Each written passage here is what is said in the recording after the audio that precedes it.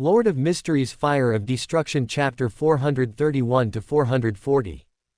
There was some trading between members of the Jacob and Zoroast families, but to his surprise, it was those who did not belong to either family who did most of the trading with one of the other two. Well, it makes sense.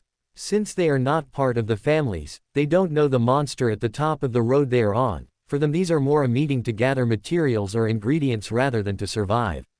Adrian looked at the completed deals with an analytical eye. Until now, he could get an idea of the artifact that was making the deals simple, quick, and effective. However, this generated many more doubts and confusion. The same pattern as before had been repeated in all the deals, so he made a list. First, someone placed an order, and once someone responded to this order, the artifact was activated. The person who placed the order would obtain the objects they were looking for, starting with the one with the lowest value and working their way up, as long as they obtained payment by hand. The way in which they obtained it was something that the dark-haired man found extremely strange. Nobody seemed to have brought the materials with them. It seemed that the artifact could pick up the object of the deal, bring it here, and deliver it to the buyer. Also, he hadn't noticed something when he made his deal with his wife's family members. Although the atmosphere was somewhat uncomfortable before he placed his order with them, once the interaction began, everything suddenly became calm. He hadn't paid much attention to this because he wasn't nervous or anxious, so the change was so minimal that he hardly noticed it. But now that he saw the dealings unfold, that change stood out much more. Members who had previously been quiet and stunned by Flora Jacobs' return suddenly relaxed upon entering the business, leaving no trace of the previous episode. All this made Adrian's theory that the artifact responsible for monitoring the progress of this meeting belonged to the Justiciar pathway seem much less likely. The Justiciar pathway focused on imposing and defending order. If the artifact was part of that pathway, it shouldn't care about making the deal participants feel comfortable and calm. It should just want them to follow the order and laws it established. But the confidence that these transactions will be carried out as they have been without the intervention of those two means that there must at least be laws to respect. Perhaps it is an artifact mixed up with the spectator's pathway. Trying to make sense of the artifact's strange abilities, Adrian couldn't help but feel a strange sensation in his body the more he thought about it. Gong, gong, gong. For an instant his vision became blurred and filled with a strange fog. Through that fog, a strange scale appeared. It was similar to the one used to represent justice. It was greenish gold and looked quite old. The pans were in perfect balance, neither higher nor lower than the other. A large bell was on top of it, and it rang loudly. Gong, gong, gong. With the last sounds, Adrian blinked and the vision faded. Putting a hand to his forehead and pressing two fingers against it, the dark-haired man frowned slightly. It's normal to react like this after going through the balance under the bridge treatment. What? Opening one eye, he looked at his partner, who was looking at him with a small smile. For 30 minutes, the balance under the bridge prevents all participants in the room from deceiving anyone and allows them to speak the truth. It supervises every deal. Once the 30 minutes have passed or more than 120 deals have been successfully completed in this area, it loses its special status, the woman commented, looking around calmly. That's why it's important to be on time here. Once the time is up, no one is in charge of ensuring that the deals will be fulfilled or the words true. So now it's free time, huh? Adrian muttered, looking around at how people were starting to talk to each other. Please, princess, don't state the obvious, Flora said with a sigh as she shook her head. Who in their right mind would trust an unbacked deal with a cheater? She added knowingly, her eyes shining a little. Laughing a little, the dark-haired man glanced at the duo on the podium and saw them get up. We'll take a short 10-minute break. We'll be back after. Fiorella raised her voice a little, carrying it across the room. She turned to Flora and smiled mockingly. Come on, I want to see what excuse you come up with this time. With that, she and Andre stepped to the side, heading for a door at the end of the room. At this, Flora sighed heavily and elegantly got up. Looking over her shoulder at him, she said, "Are you coming?" Winking, Adrian also got up. Please, Miss Worm. Don't state the obvious. Walking towards where the demigods had disappeared, the dark-haired man stayed close to his companion. From how Fiorella and Andre stood around doing nothing, it was clear that neither liked the woman. If the worst came to the worst, he had to have an escape route ready. Once in the mirror world, the only way out is with the skills of witches or travelers. Of course, that's the safe one. The other is to find a mirror and smash it. This will cause a reaction that will open a way out of this world. The problem is that there is no way of knowing where you will end up. But that's better than here. Sighing inwardly, he looked at his partner and her confident and serene gait. Despite how they treated her, she seemed sure that neither would do anything to her. Was that trust in the family, or was there something else at play? As he considered it, and before leaving the room to follow Andre and Fiorella, he glanced at the entire group of tables where the Jacob family was sitting. Among the more than 40 members sitting at the tables, none had the white hair that his dear worm had. Narrowing his eyes slightly, he returned to the front and, together with Flora, to the duo a few meters ahead. Their footsteps echoed silently in the empty corridors. During the short journey, no one said anything, everyone looked ahead in uncomfortable silence. After a short while, they reached another door with a shield, but instead of being gold, it was silver and only had the coats of arms of the Jacob family. Fiorella walked to the front of the door, took out a coin identical to the one Flora had used a while ago and, repeating the same process as before, she threw it at the door. The invisible wave covered them, and the family seal shone on the door before fading into a soft glow. When the big door opened, Fiorella and Andre went in first. They were followed by Flora and finally Adrian, who looked at everything analytically. This was a somewhat classy study, divided into two parts. To the right was a large desk with a bookcase behind it, while to the left was a small seating area with a fireplace and a rug made of animal skin in front of it. From the rug his eyes rose to a painting above the fireplace. An elegant man was painted on it. Shadows seemed to cover a little of the right side of his body and a disinterested expression was on his face, making his black eyes stand out more. He was wearing an elegant suit with the symbol of a hand sewn on his chest. What stood out most about this man was his shiny white curly hair that looked like a cloud. Above the painting, the frame had a name on it, Duke Jacob. His eyes moved from the man in the painting to Flora. She looked deeply at the painting, with complicated emotions dancing in her eyes. Adrian felt his blood run cold and his heart skip a beat. They were both extremely similar, sharing the same nose and eyelashes. Only his white hair was shorter and his features were more square, but the similarities were impossible to ignore. The most significant difference between them was that the eyes of his favorite worm were a beautiful gray. Otherwise they were almost identical. They looked like father and daughter. I am the last direct descendant. As if reading his mind, Flora said calmly. Adrian turned around in a daze and looked at her. At some point, she had taken her eyes off the painting and looked at him with a small, sad smile. A descendant who only seems to know how to fail at being one. Walking between the two of them, Fiorella stood in front of Flora and with serene eyes, bowed her head slightly. Now, little dancing worm, why did you come back? Or was it just an excuse not to show the new members the humiliating truth? The expression of the white-haired woman did not change. She looked serenely at Fiorella, who blinked somewhat surprised before snorting ungracefully. Oh, it seems that the worm has grown a little. At this point we were already at each other's throats, remember? No, cousin. With the corners of her lips slightly raised, Fiorella laughed softly. Ah, what lovely memories. That was before you stole Galbert's potion and took it for yourself.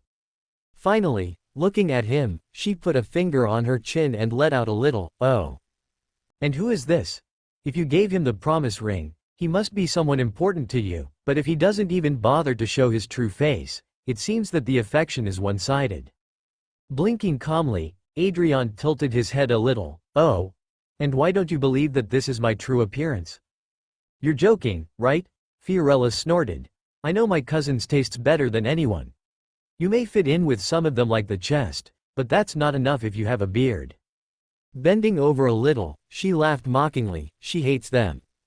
Nodding slightly, the dark-haired man looked over the woman's shoulder at his companion.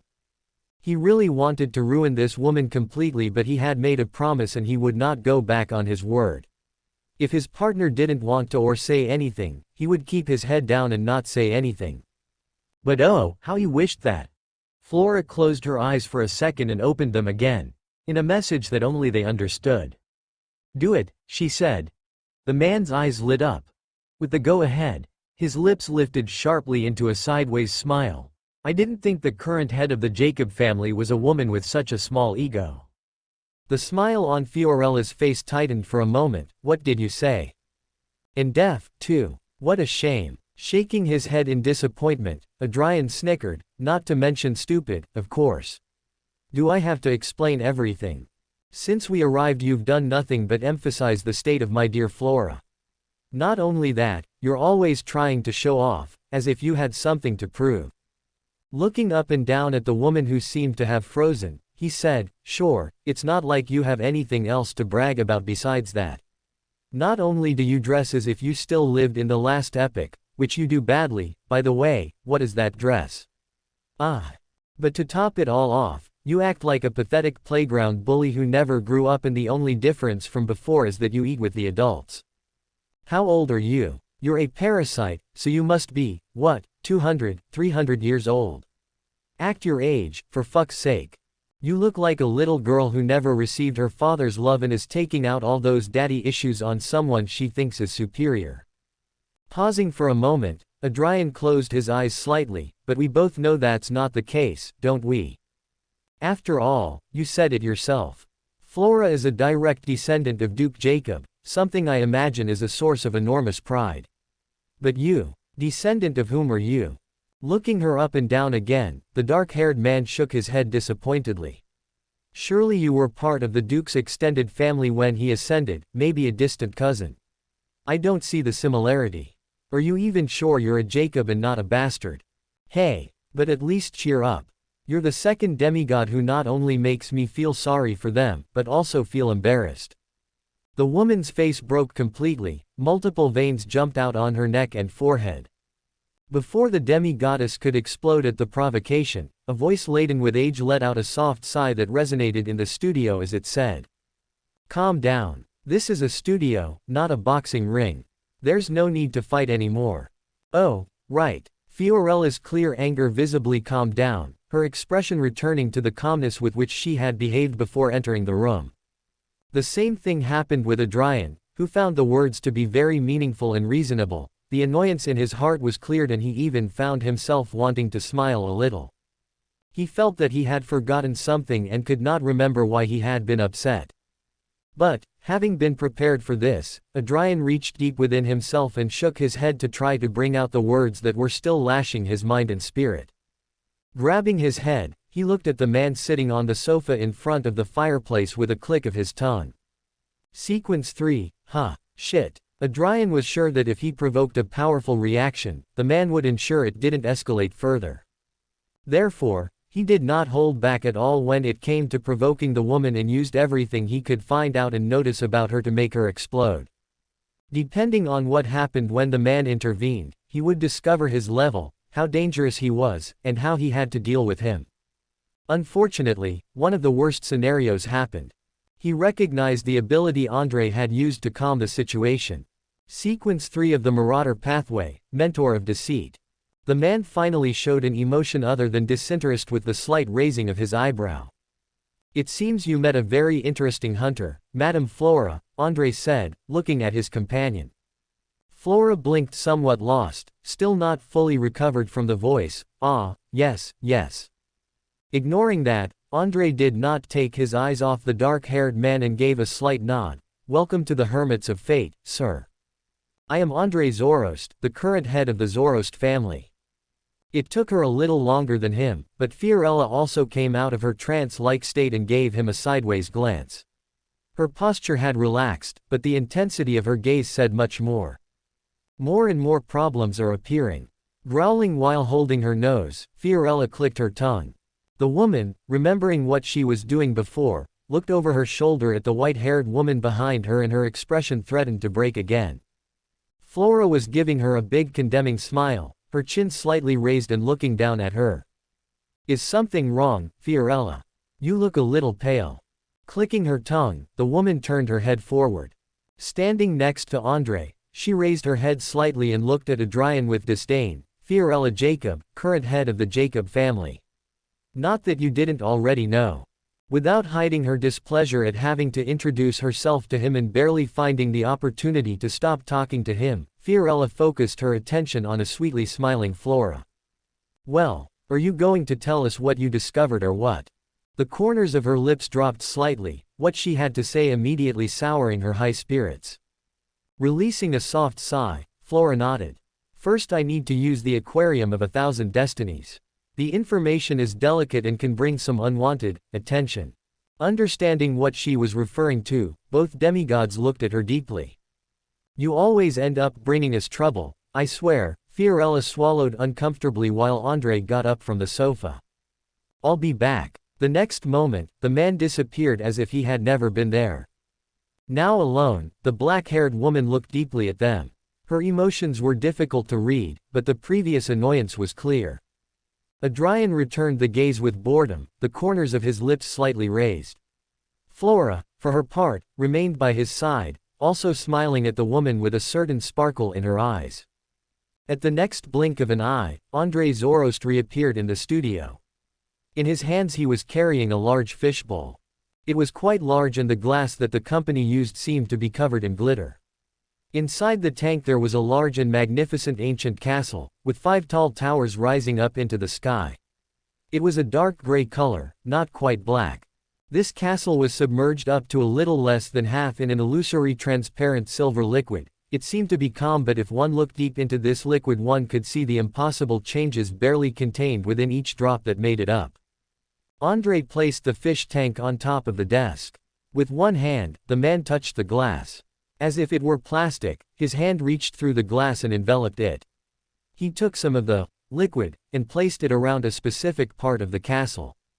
Disregarding the laws of gravity, the liquid did not fall down but remained floating around like a strange cloud.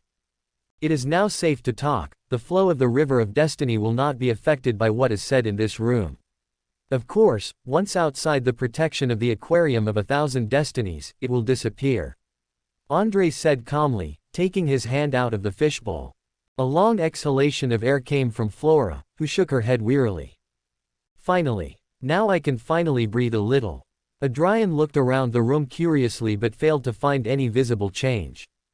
Maybe if I were part of a path related to fate I might notice what's under the folder. Hey, in that sense, hunters are not only weak in fate and mystical abilities, but we totally lack them. Laughing a little at his uselessness, the dark-haired man watched the group talking in silence. This was not his place to speak, so he would only be giving silent support to his dear worm. Well, Fiorella growled a little, her patience exhausted long ago, her eyes now filled with anxiety. I was just about to say that. Flora looked at her cousin flatly before letting out a soundless sigh. Pausing for about 3 seconds, she closed her eyes and said, I managed to confirm the existence of our ancestors' treasure. It is located in the Loan Kingdom, in Backland. Although they were prepared for the revelation, Fiorella was barely able to contain the slight tremor in her hands and Andre could only close his eyes in deep thought. Not trusting her legs, Fiorella took a seat on the free sofa. She took off her witch's hat with a fluid and calm movement, and placed it in her lap. Her fingers traced the coat of arms woven into it, a faraway look in her eyes. So it was real. The secret treasure really exists. That's not why you asked me to bring the aquarium, is it? Still not opening his eyes, Andre consulted with a calm voice. That's right. Flora nodded, an expression of great pain on her face. While the treasure does exist and I have a general idea of where it is, going to recover it would be certain death. Even so close to recovering the family pride you get scared again. Fiorella shouted suddenly, her hat flying off her lap with her sudden rise. Quickly, she approached a serene Flora but before she got a few steps her cousin's companion got in the way. Come on, at least let her finish talking, Adrian said with a grin. You. Almost spitting out the words, Fiorella didn't dare take another step or do anything else when she felt a look at her back. Controlling herself as best she could, she looked at her cousin with deep resentment. If you found it, why didn't you come back and tell us? If you were worried about some kind of trap, then we could have dealt with them using the artifacts we have. The three of us could have dealt with whatever is out there. Fiorella then snorted with disgust. I bet you just wanted to be alone with the treasure. You were always capricious and selfish while we were growing up, it wouldn't be surprising if. Enough, Andre said gravely, and the woman's mouth slammed shut. Someday you're going to have to let go of that grudge, cousin. No matter how many times I say I would give my life for the family, you would never believe me, so I won't waste any more of my words. Sighing a little, Flora stood quietly next to her companion. In the middle of my treasure hunt in Backland I fell into one of the many traps that the ancestor had set. I almost died and found myself unable to contact anyone. With no other option I had to parasite my partner here. Flora calmly pointed her head at Adrian. I'm still not fully recovered. The traps left by the ancestor are brutal and merciless to us. A mistake would undoubtedly cost us our lives. But that's not why I'm here today. It's not to warn you of the traps that are hiding the treasure but that the treasure itself is a trap. Andre frowned deeply while Fiorella froze. Madame Flora, what do you mean by that? The head of the Zoroast asked. Sigh. Flora did not answer immediately, she just looked up at her ancestor's painting for a moment. As all Jacob knows, the ancestor fell to our mortal enemy as far back as the 4th epoch.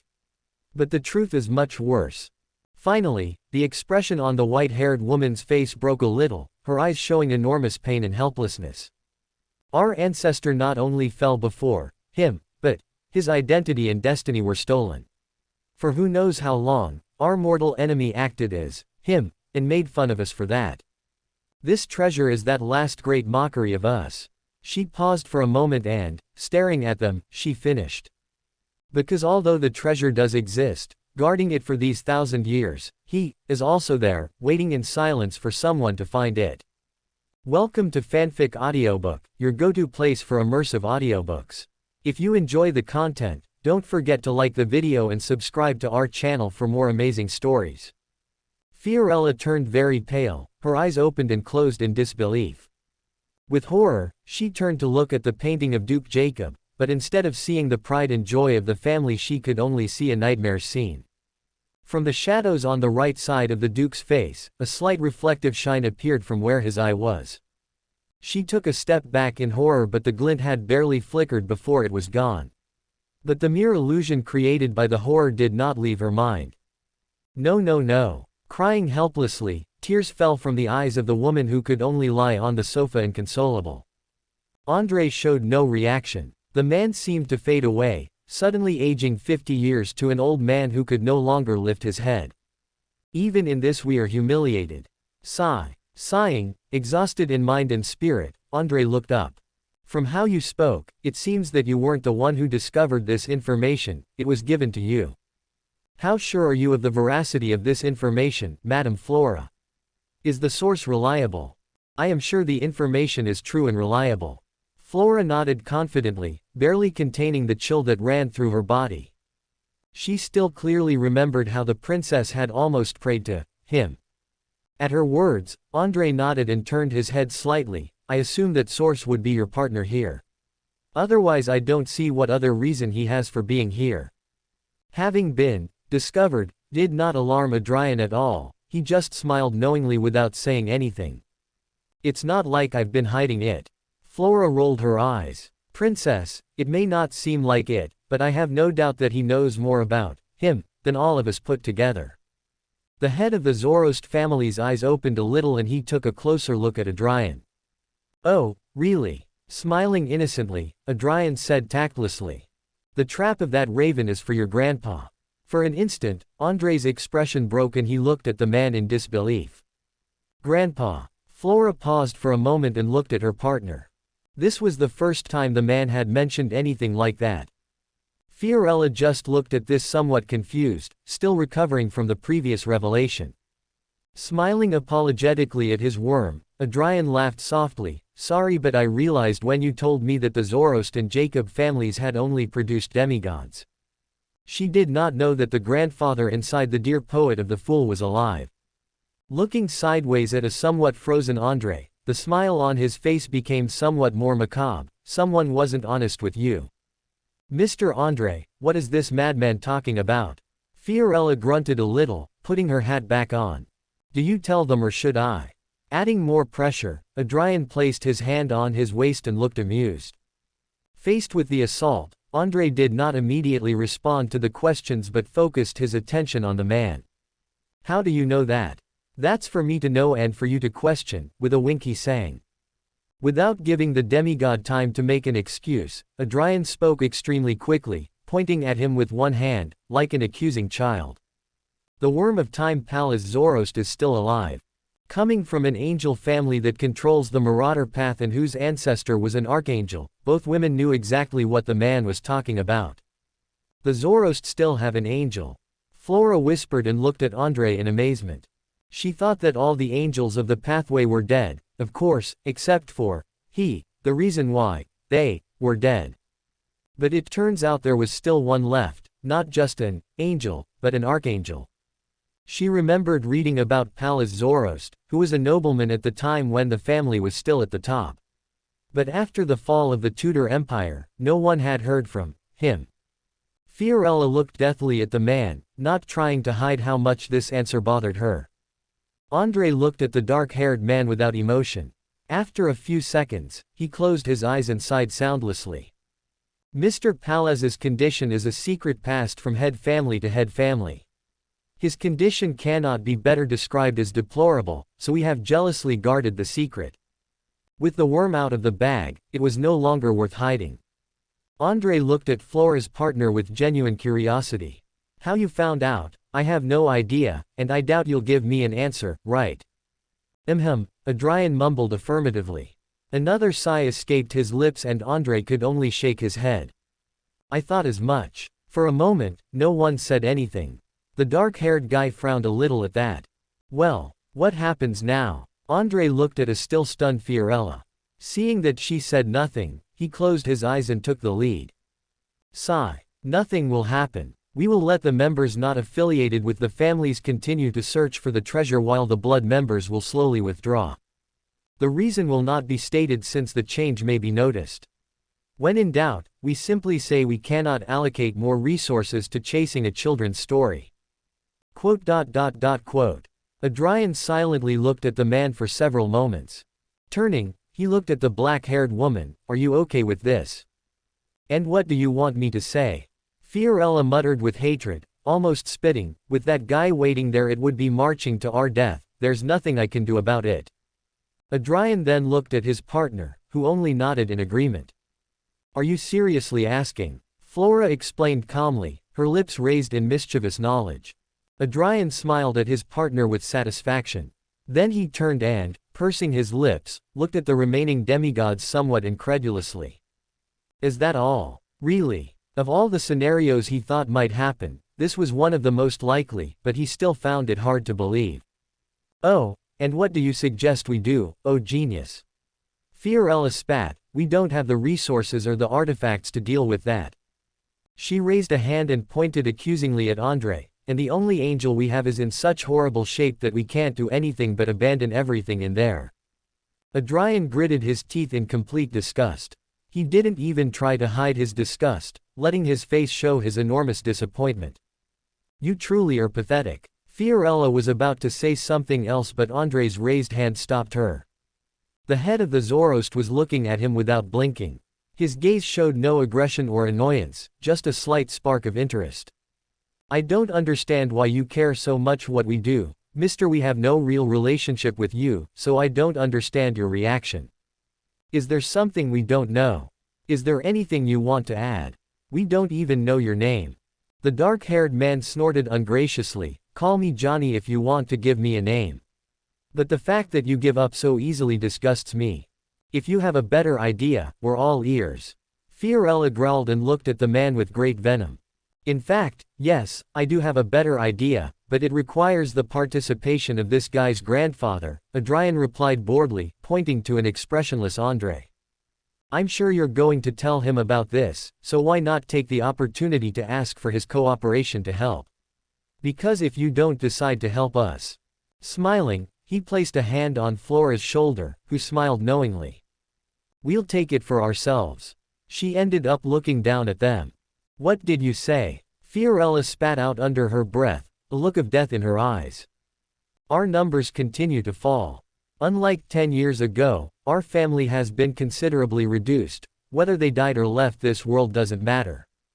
Faced with the complete collapse of the family, I'd rather risk my life again and take what is rightfully ours from his clutches, Flora replied gravely, her gray eyes shining with determination.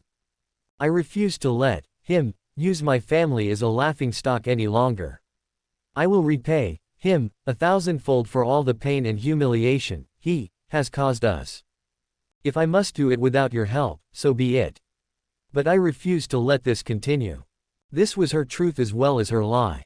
If she were the same person she was 10 years ago, she too would have abandoned the idea of recovering the treasure and supported Andre and Fiorella's idea. No, even the her of a year ago would have shared that same idea. Only after these months together with her partner did she realize her weakness and the true meaning of apocalypse. The moonless night showed her the bitter truth. Demigods and angels were utterly outdone. Even the gods themselves were incapable of saving the situation. If she wanted to have a chance of surviving that cataclysm, the lowest level she should aspire to was an angel. Only then would she survive. But she couldn't deny that the opportunity to finally have at least one victory against him was both highly motivating and terrifying. Fiorella looked at her cousin in a daze, really looking at her, as if she were seeing her for the first time. These years have changed you. And from what I see, they haven't changed you, Flora replied calmly, without changing her expression. An eyebrow twitched. That's my girl. Proudly, Adrian smiled a little bigger and squeezed his partner's shoulder in support. I'll send a message to the old man. He's been more talkative lately, maybe there's a chance for him to participate. I should have a real answer for you at the next meeting. Andre took up the subject with a sigh. Until then, the subject of the Jacob family treasure does not leave this room. That's fine with me, Flora nodded before smiling slightly. Don't take too long to give an answer, okay? Maybe by the time he says yes, that treasure will already be in my hands. Her words caught Zoroast off guard and he looked at her somewhat dazed. You're a bad influence, Fiorella growled at the younger man. It was clear who had given such rude teachings to her once respectful and elegant cousin. I'm proud. Adrian shrugged his shoulders, completely disinterested, and removed his hand from his partner's shoulder. Tap tap tap. Maybe even if the elder refuses, it's not impossible to recover the treasure. Andre muttered absent-mindedly. Fiorella suddenly turned her head towards him, alarmed. Please don't tell me you're considering it. They can't be trusted. Look who's talking. Without trying to contain it, Adrian raised an eyebrow at the woman who ignored him. It's just an option to consider. If we don't put all our cards on the table, we'd underestimate that man too much. But it's still risky. Centuries of silence to suddenly establish contact. They're up to something, I know it. Flora looked at them confused. You could fill me in a little. Who are you talking about, Mr. Andre? Before the man could say anything, Fiorella raised her hand and stopped him. Recently, one of the branches of the Tamara family has been trying to contact us. The Tamara. They still exist. I thought they had all been dealt with by the churches. Flora was visibly disturbed by this but managed to control herself. We confirm that they are indeed still around. The family has been hiding in even darker corners than us. Andre calmly interjected. Recent events have caused them to stick their heads out and want to join the coming conflict. But that is what makes us hesitate to respond to their message. The path of the arbiter dominates this specific line. So it is much more reliable than the other branch, but that doesn't mean they are much better. Pausing for a moment, the head of the Zoroast looked at them seriously. How much do you know about the Scarlet Monarch? Oh. Controlling his body with all he had, Adrian showed the maximum reaction with the curious tilt of his head. I've heard the same thing as everyone else. Flora nodded calmly and collectedly. Nodding without delving deeper into the subject, Andre continued. The branch of the Tamara family that contacted us believes that it is the return of the Blood Emperor. They believe that he has not fallen but has been hiding all these years to regain strength. And only recently has he recovered enough to start acting. They say they have been trying to get a response through prayer but so far they have gotten nothing. Fiorella came in with a sigh and then said. Whether they are right and it is the reborn Blood Emperor does not affect us at all. If it is the Blood Emperor, once he regains his strength and ascends again we will clearly support him. As descendants of one of the families that supported the Tudor Empire, the possibility of him welcoming us back is considerable. But it doesn't matter if it's not the Blood Emperor, either. A mad god returning is extremely dangerous, so we'd rather it was someone else. We're leaning towards the second option. André said, it's very likely that a descendant of the Tudor family, quite possibly an angel, came across a treasure left behind by the god and made huge profits from it. The Tamara family will have thought this too, but they don't care.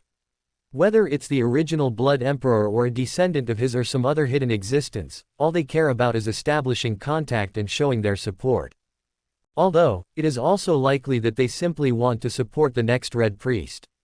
With the internal situation of their family, it would not be surprising if this branch died out in the next few years. André finished before laughing mockingly. 2 of the 5 families that once supported the Blood Emperor in the past are trying to come together to support a new candidate. For rivers that once parted to converge again for just one possibility, destiny is certainly a wonderful thing.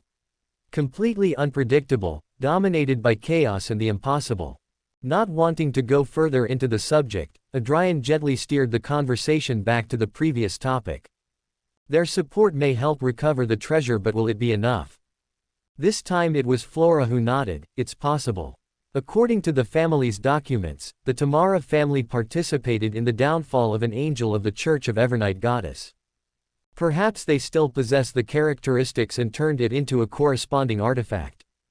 I hope so, Adrian nodded before sighing, but this will only be possible if Grandpa agrees to participate, so it could be complicated.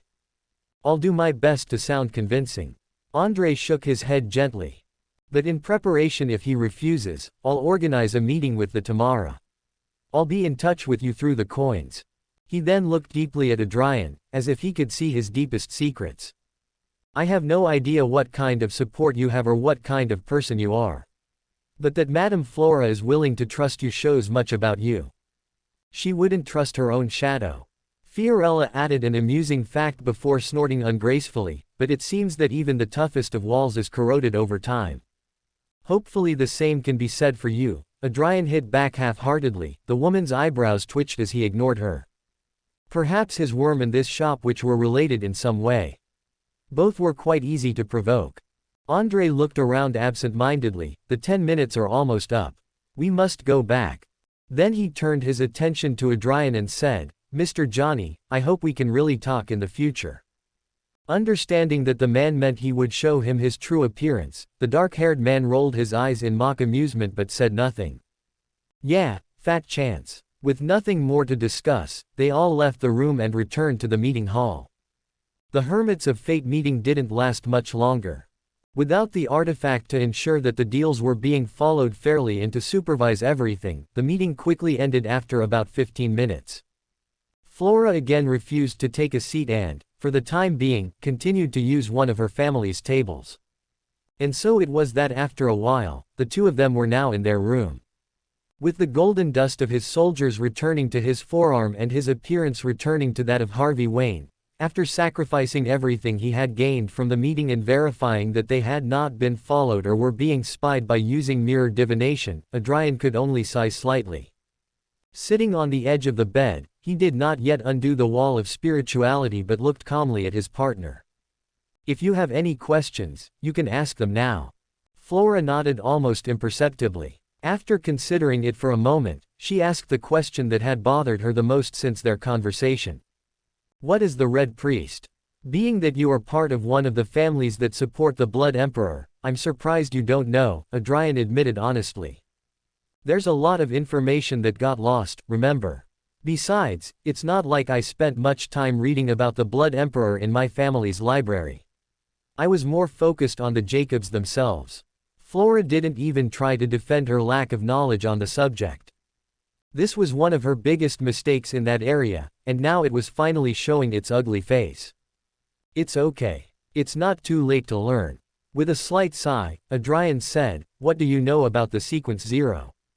The woman's mouth tightened a little, and after a few seconds, she nodded, So they're real. Ah, I always thought they were a myth. They are real. All the current Orthodox gods are the sequence 0 of their paths. Adrian explained calmly. Red Priest is the name of the sequence 0 of the Hunter pathway. My lord is now competing for that throne. So he is not yet a god but an angel trying to ascend. Flora murmured with a deep look. Not exactly, Adrian said calmly. My lord is a calamity forgotten by time. He had once taken the throne but fell from grace and has been in a deep sleep ever since. It is only in recent times that he has risen. What you told your team when you introduced the gay guy, yes, I remember. Flora sighed a little and looked at the man with a complicated expression. Is it possible for him to participate in this operation? Adrian frowned slightly. Right now, completely impossible. He was only a sequence 6. Even if he were to draw on the power of the City of Calamities, he might raise his level a little, but nothing beyond sequence 5 without the abilities. Perhaps once he was a demigod with a grade 0 artifact, he could draw similar power to an angel, but he was still far from that.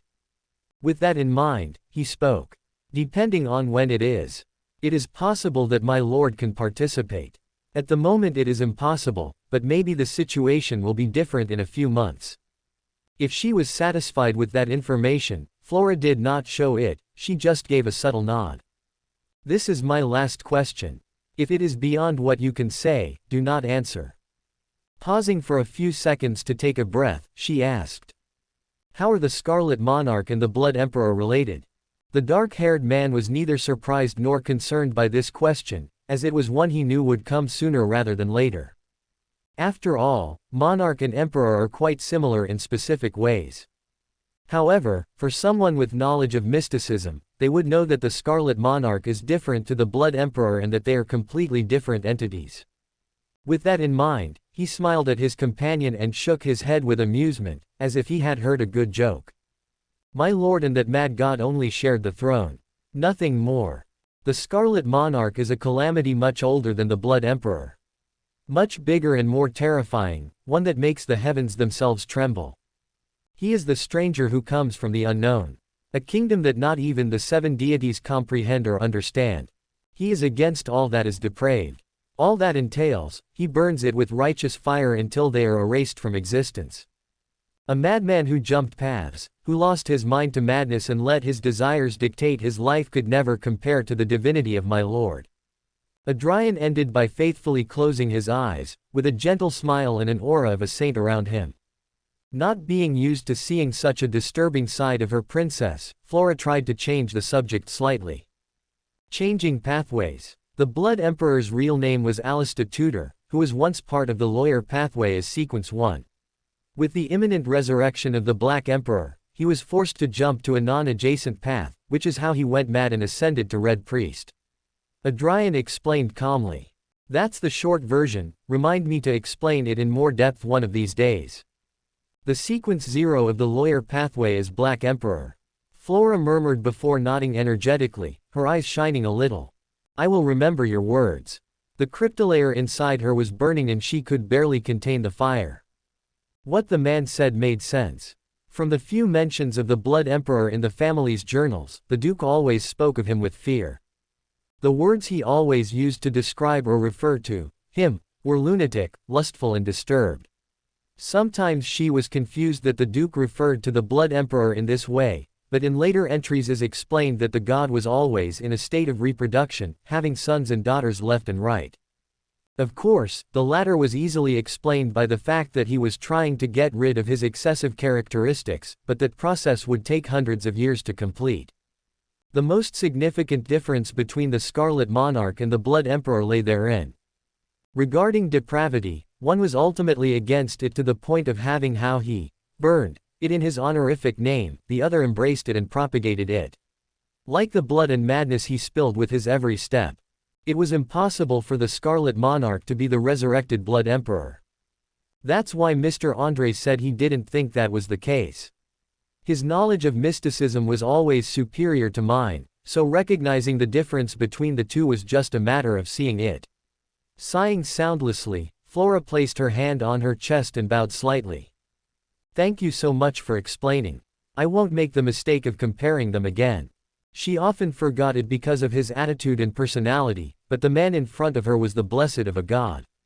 In these kinds of things, a little respect was necessary. Adrian smiled simply, "Don't worry. It's normal for there to be confusion, just don't let it happen again."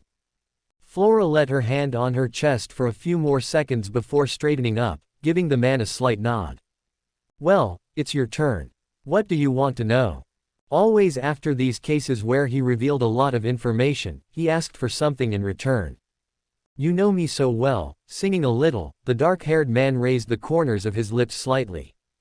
"What's this about you being the last of the direct line?" "Just as it sounds. Since my father died, I'm the last one left," Flora said calmly.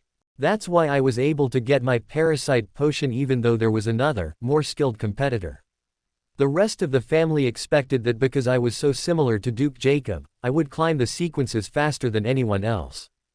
Extending her arms to herself, she continued, "Unfortunately for everyone, the only thing I share with my ancestor is appearance. Our personalities couldn't be more different. He was always described as elegant, of few words, and who enjoyed spending his evenings watching the clouds. Many notes from later members joked a little that this is why our hair looks the way it does." Flora grabbed a white lock and looked at it briefly before sighing.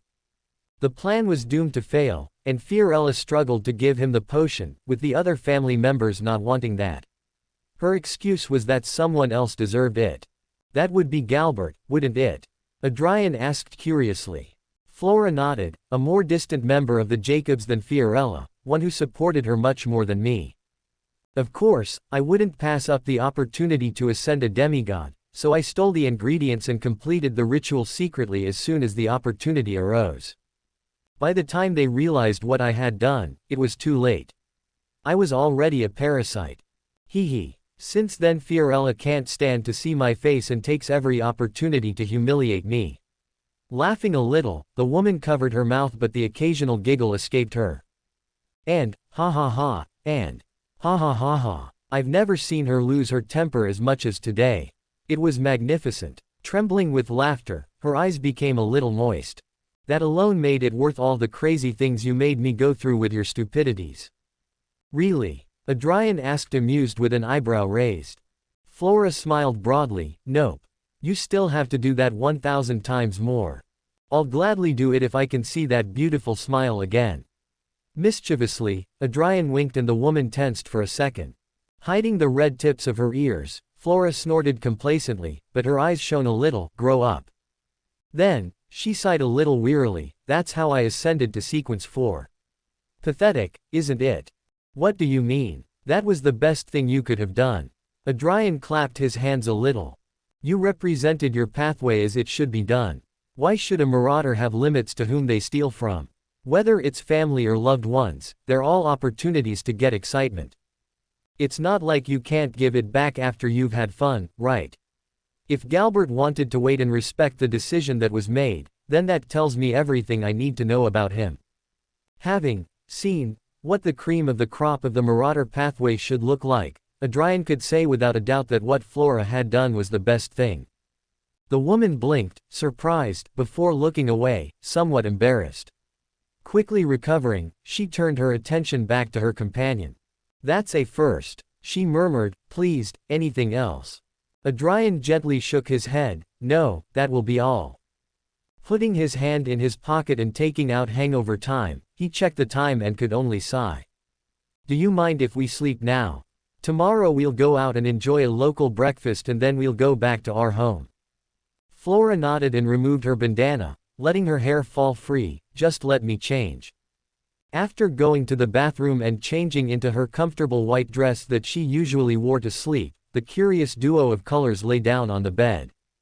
Already accustomed to this, Adrian wrapped his arms around his beloved worm and fell asleep shortly after. Flora just muttered a minor complaint and followed him shortly after. Above the city of calamities. Holding his forehead as he sat in his favorite beach chair on the city's outskirts, Adrian could only grunt a little. Why did that old man have to say those words about families?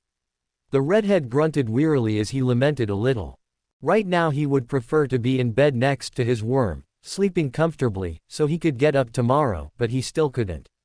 He had to think a little about what had happened today. Finally, he had kept his word to warn the family, but he had also obtained unexpected benefits from it. It turns out that the Tamara family has been trying to make contact but haven't been getting any answers. Well, that's partly my fault. With so many prayers coming in and arriving, it was normal for some strange ones to get lost. Controlling some of the power of the city, Adrian reappeared in front of the thousands of floating flames that were the prayers addressed to him. Calling to the soldier in charge of taking down the prayers, Adrian grabbed the notebook and flipped through the pages. The rapid turning of the pages filled his ears and all the prayers blurred, but he didn't need to read what they contained to find what he was looking for. Given his control over the city of calamities, they would appear in it if he had any idea who wanted this notebook. Finally, after a few moments, the turning of the pages stopped. A large number of sentences in his name filled the pages.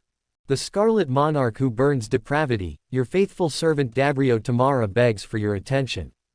The Scarlet Monarch, your faithful servant Dabrio Tamara prays for your attention.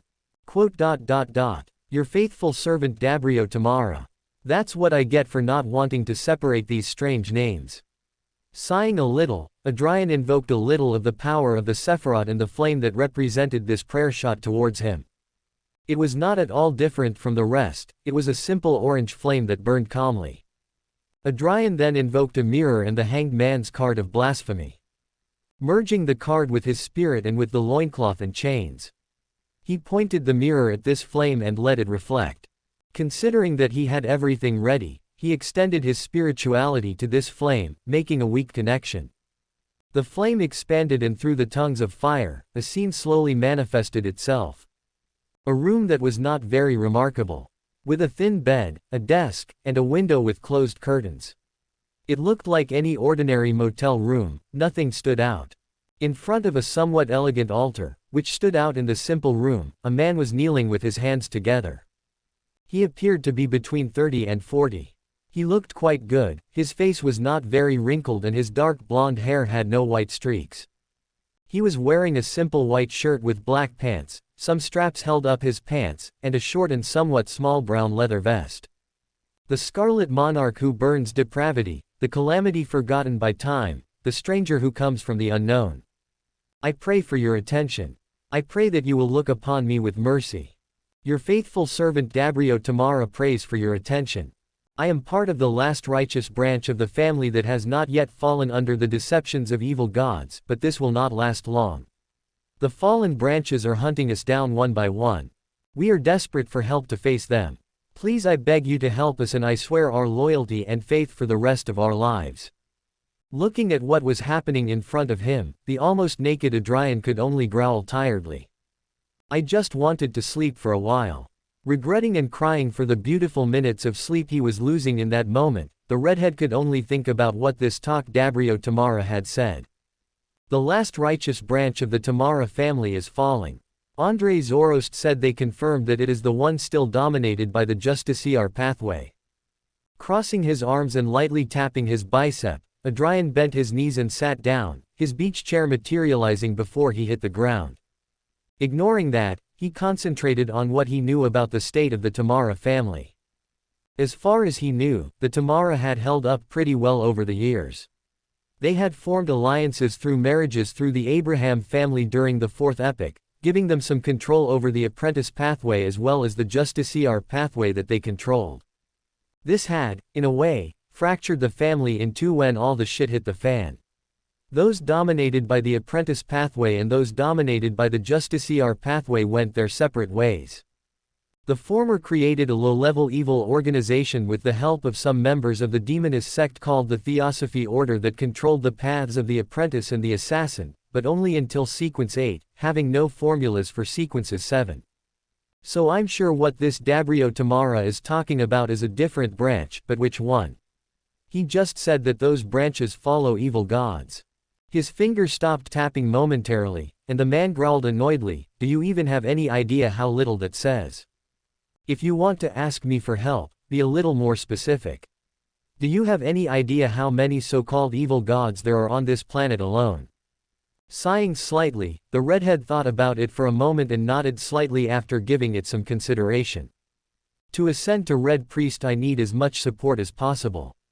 The Tamara would be a pretty good one. From what Flora said, they should still have some grade 0 artifacts so their strength is not weak. That's not to mention that I can get the formulas for Zio when the time comes. Once she's promoted to interrogator, I'll have no way of getting the formulas for her. The Tamara family may be the solution to that. A family that not only controls a pathway I need, but were also among those who supported the madman Alistair Tudor, so they've already dealt with a Red Priest.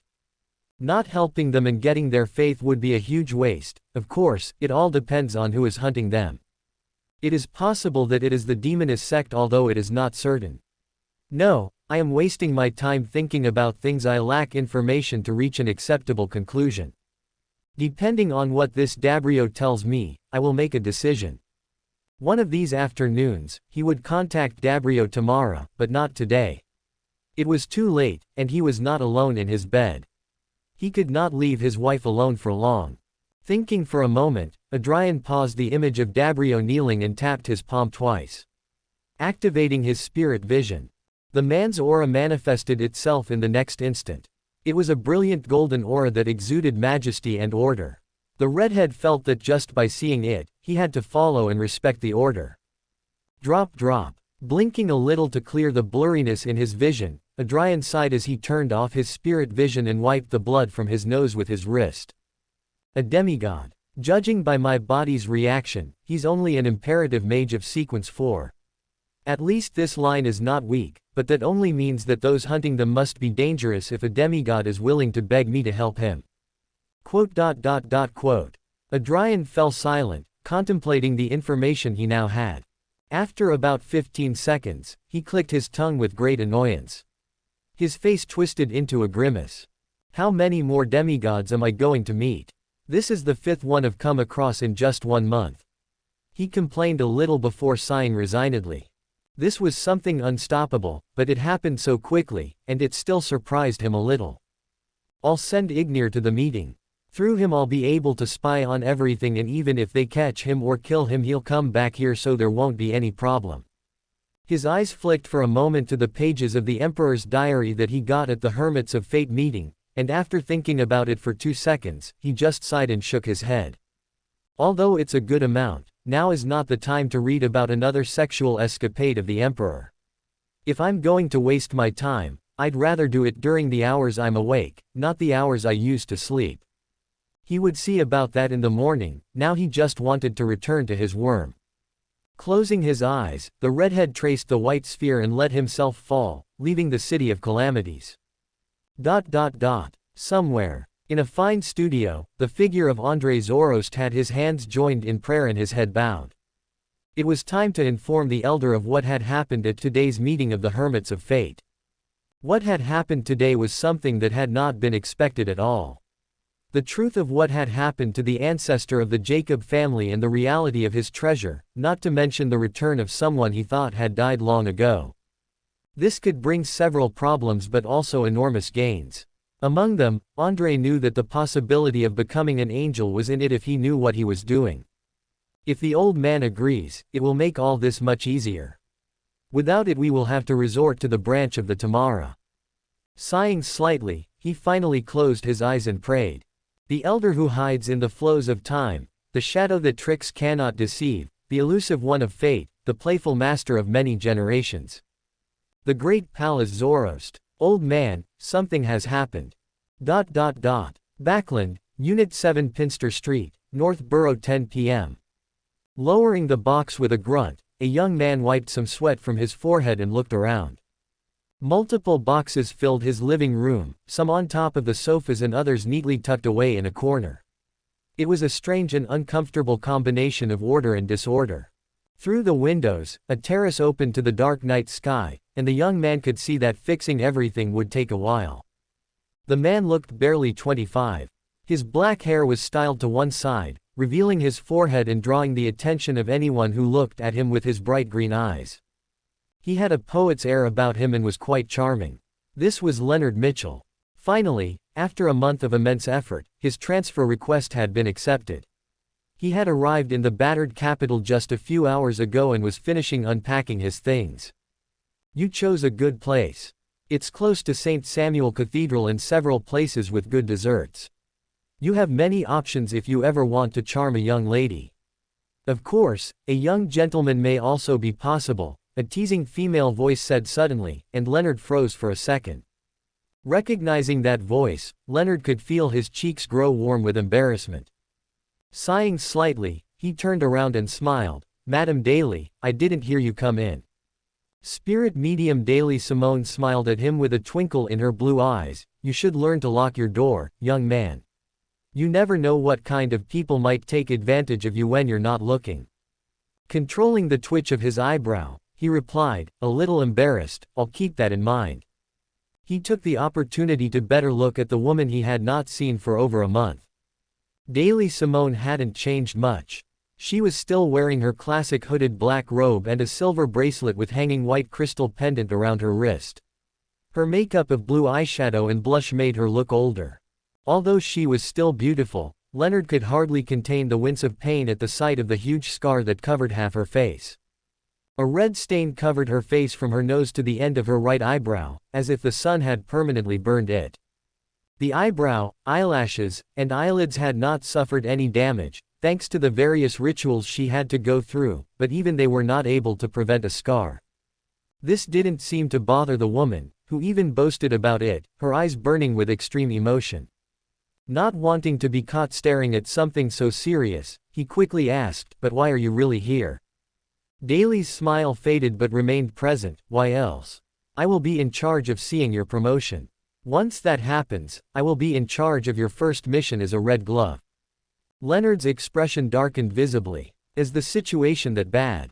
Daly nodded solemnly. Although we have already dealt with the worst, there are still many spirits of the people who died in the earthquake and explosions, not to mention the fighting that followed, that are still grieving. East Borough is now a no man's land until we can completely clean up the aftermath of everything that happened. Ma'am Ariana has already dealt with the worst, but there are still more hidden remains that we must clean up. Looking around at the boxes, she added. So it might take you a while to sort through here. It's okay, helping East Borough is the priority, so it doesn't matter. I can always do it later. Leonard patted his hands, wiping off any dust stuck to them. Shall we go? Daly Simone smiled slightly and nodded. Turning around, the woman left through the open door, followed by Leonard, who made sure to lock it this time. Walking down the sidewalk, the young poet saw a carriage waiting for him with Daly inside. Getting into the carriage, Leonard looked out the window in silence, thinking about what would come. Today I will advance to Sequence 7 and finally be able to join the Red Gloves. This is one step closer to my revenge. His hands, which were on his knees, clenched tightly, his eyes taking on a dangerous edge. I swear I will kill you for what you did. Ince Zangwill. A calm voice cut through his crimson vision.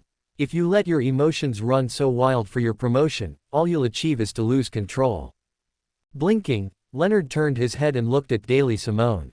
The woman had glacial eyes, showing no emotion other than cold fury. Save that hatred you feel deep in your heart.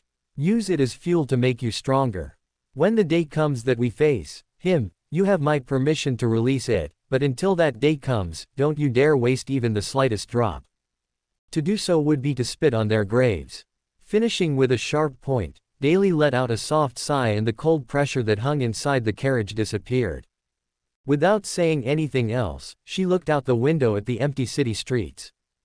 Don't forget to breathe. Inhale. Taking a deep breath of air, Leonard tried to keep his composure and continued to look out of his own window. Where were you, old man? The old man who lives inside him may not be able to read minds, but his eyes must have been enough to send the message through the complacent laughter inside him. I was keeping an eye on things. Sigh. Even when I'm not moving, the younger ones can't help but bring their problems to me. What's he talking about now? Leonard suppressed the urge to growl as well as showing any change in his expression. His brow furrowed slightly and he continued to look out of the window. He couldn't help but notice, but it seemed that the old man was a little annoyed. I will ask once we are alone. Monday morning, Astope Quarter. Room 145. Entering their shared apartment with a relaxed sigh, Adrian placed the briefcase by the entrance while Flora entered with a calm step. Let me know when breakfast is ready, the Jacob said, bored as she lay down on the sofa, her heels left at the foot of it. Grabbing the book she had been reading, she opened it and lost herself in it. If there is one characteristic shared by the cowardly trio pathways, it is that given the opportunity, the beyonders of those paths would laze about as much as they could. Nodding a little to himself at this curiosity, Adrian took off his thickest robes and rolled up his sleeves. Whatever you say, dear. With a sigh, the dark-haired man went into his kitchen and opened his mental recipe book. A few days ago they had eaten something sweet for breakfast, so today it would be something a little more salted. Some omelets with some waffles and honey will be. Grabbing a couple of eggs from his cabinet, he took a frying pan and cut a piece of butter, and threw it in. With a snap of his fingers, an orange flame lit up in the pot and in a few moments the piece of butter melted. The amount of money you could save on gas with these abilities is no joke. Adrian repeated what he had said long ago. A fire mage as a kitchen assistant was certainly useful. With that in mind, he picked up a pot and broke an egg on the edge of it, then poured it in. He picked up a fork and began to stir quickly. After a while, he decided it was mixed enough and put it in the hot pan. Of course, not before adding a few pieces of cheese and onion. They weren't going to work today. He had already told Eleanor that if there was anything he needed to see, he should leave it on the desk and he would look at it tomorrow. So this would be a sort of long weekend for them. A little later, on the outskirts of the City of Calamities.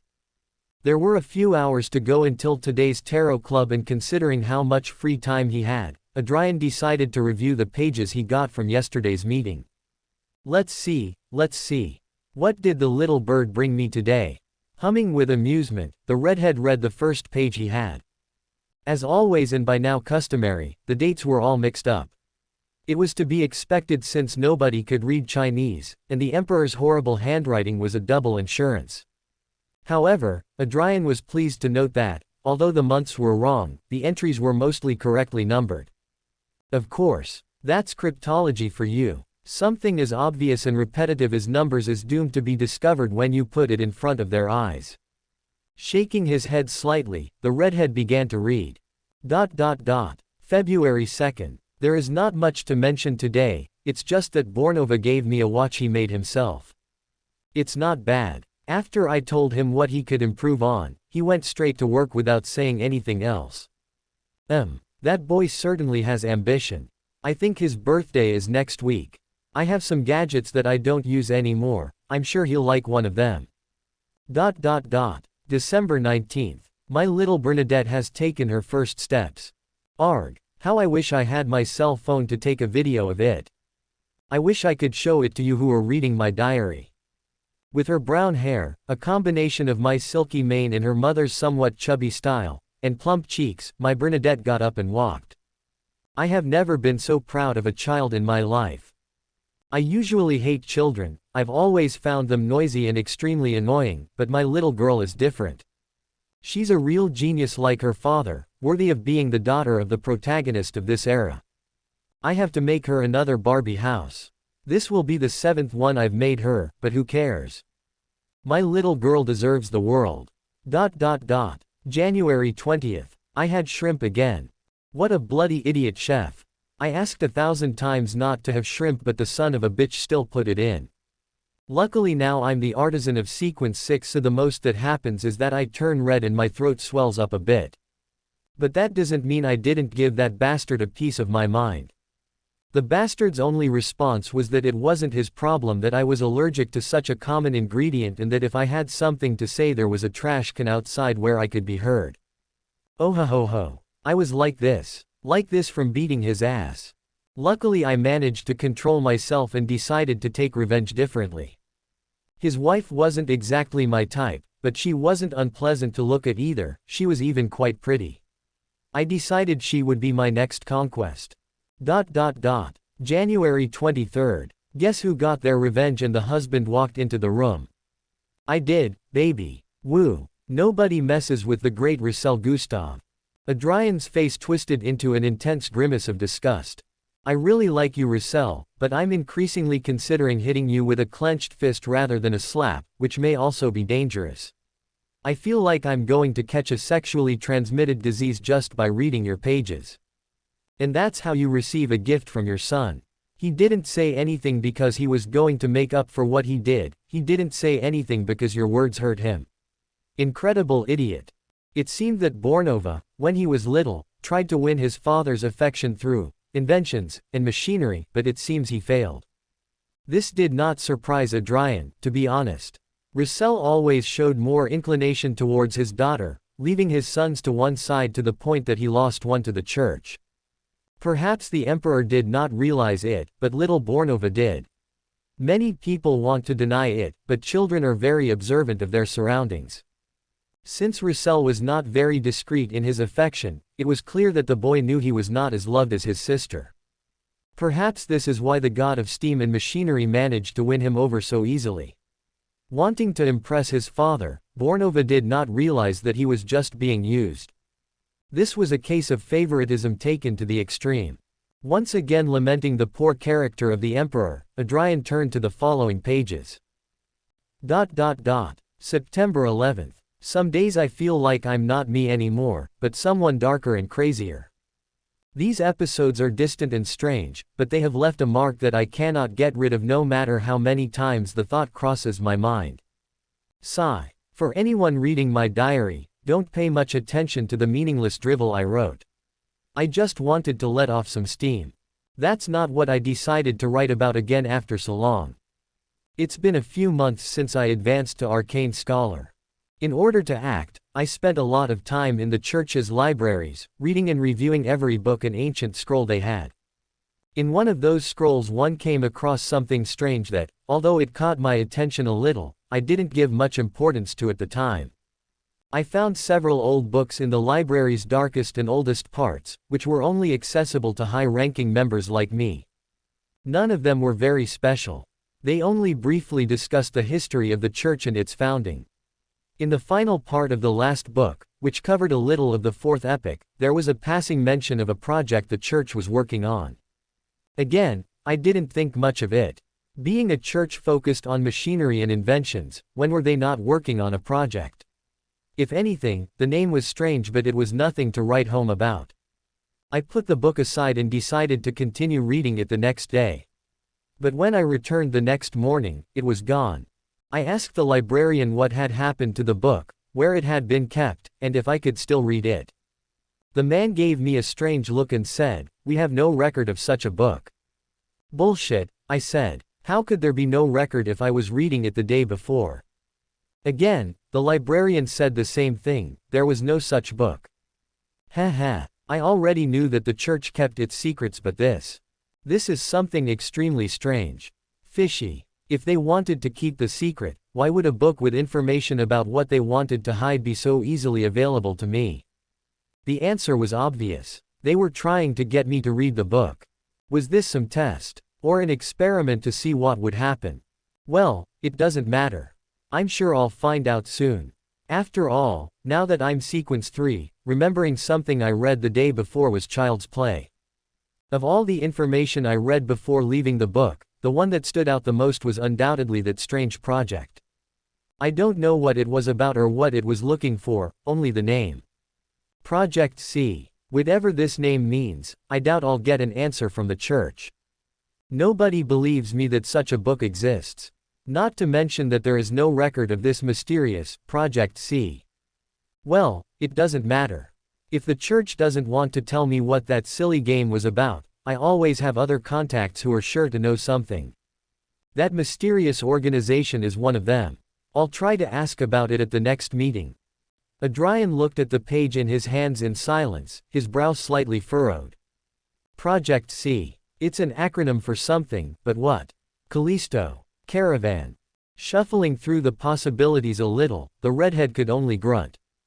During the fourth epic, the Church of the God of Steam and Machinery carried out a top-secret project. One so secret that they decided to reveal the name to Roussel to get a reaction. Why the fuck would they do that? Was something supposed to happen? Whatever kind of reaction they were looking for, it failed if they cleaned up their tracks.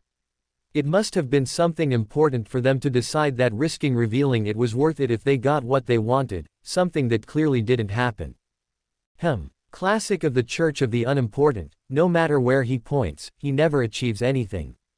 To the point that he had to climb on Russell's back to finish digesting the potion. Nodding slightly, the redhead turned to the following pages to see if anything else was useful. February 14th. Back home, it would be Valentine's Day. In this world, there is no such thing, but even so, I decided to do something nice for Matilda for our first year of marriage. Like every woman from Intis, she also has certain tastes, strange ones. But being a good husband, I decided to bite the bullet this time and fulfill my wife's wish.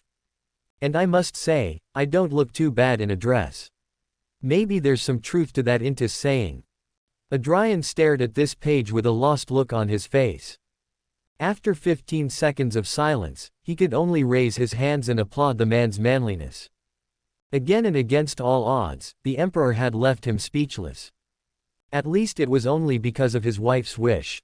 But if one day I read something about a cake and a chair, I swear to you Russell, I will show this page to Bernadette. Adrian couldn't help but look at the last thing the emperor had said with some concern. He knew very well what the man was referring to. The perfect woman is a man. Wait, wasn't there a silly joke about him watching femboy streamers? Stunned, Adrian stared incredulously at the page in his hands before bursting into lunatic laughter. Ha ha ha ha. Nah, Russell. Ha ha ha ha. Had the emperor tasted the forbidden fruit? After thinking about it briefly, the redhead reached a definitive conclusion in 5 seconds. That guy would get into anything with a hole and look feminine enough. Ha ha ha ha. Oh, Klein had to see this. 3 p.m. Above the gray fog, Saphira Castle. After notifying Sun to preparing his smurf the world and ensuring his features didn't show up well, Klein finally extended his hand to the familiar crimson stars and lonely spotted flame. A small flash later and the silent Hall of Giants exploded into life. As was now the custom, Audrey Hall took a quick look around but, seeing no new members, she gracefully rose from her seat and, grabbing the edges of her dress, gave an elegant curtsy towards the top of the table. Good afternoon, Mr. Fool. Before the happy Justice, the happy Klein couldn't help but raise his lips a little. Good afternoon, Miss Justice. Justice Audrey smiled a little. Having made her most important greeting, the young lady went on to greet the rest of the members of the Tarot Club. However, she did not get very far because as soon as she saw the man in front of her, she paused for a moment. Her gaze became crystal clear as she entered the spectator state. Being a spectator and already somewhat familiar with the victim of her gaze, Audrey could safely say of this case that the hanged man was tense. He's standing straighter than usual. He always tries to control his posture, not making many movements and managing every one he does. That's normal. Facing a spectator, someone as experienced as him must not want his movements to be easy to follow, but therein lies the problem. Today Mr. Hanged Man is trying too hard. Audrey silently scrutinized. Something must have happened on his side, but it couldn't have been too serious since the man hadn't said anything yet. Maybe just a little scare. Keeping these thoughts in her heart, the woman continued the greetings naturally, as if nothing had happened. However, her small pause with the hanged man was noticed by the rest of the members who looked at the man. Miss Justice noticed something. What happened this time? Frowning slightly, Klein kept his calm gaze on all the members, always imperturbable. Adrian, for his part, frowned slightly at the woman's movement.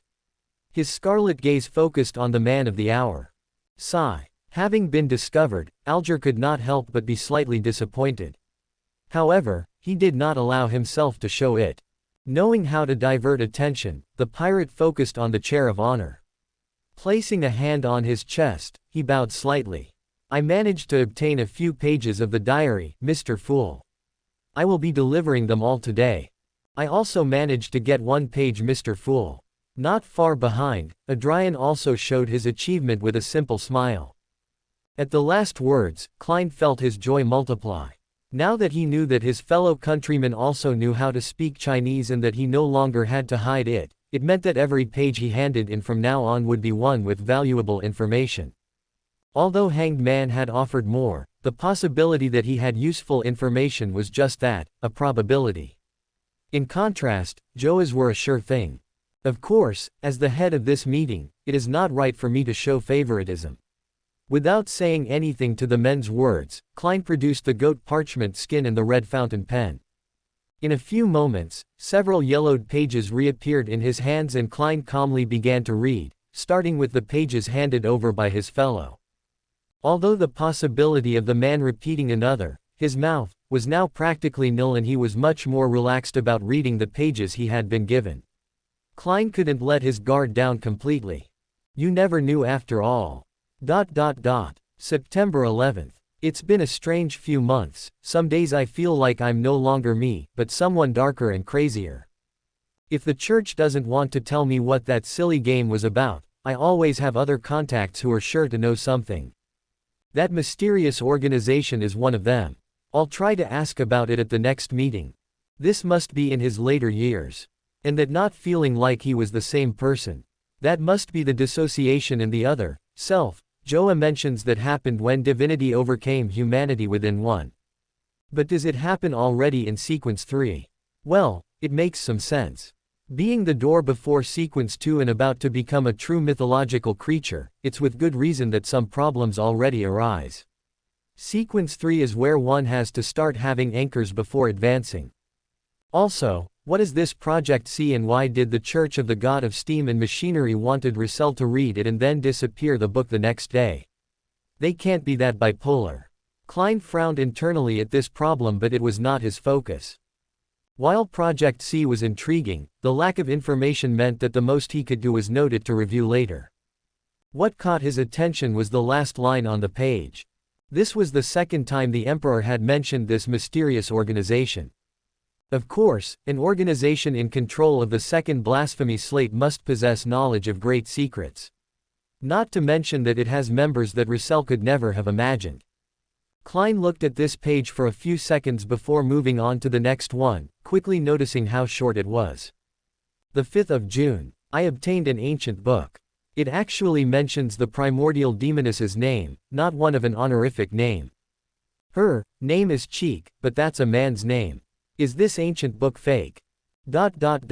Klein's heart trembled momentarily as he read this short entry, just as he had to keep his lips from rising in an uncomfortable smile.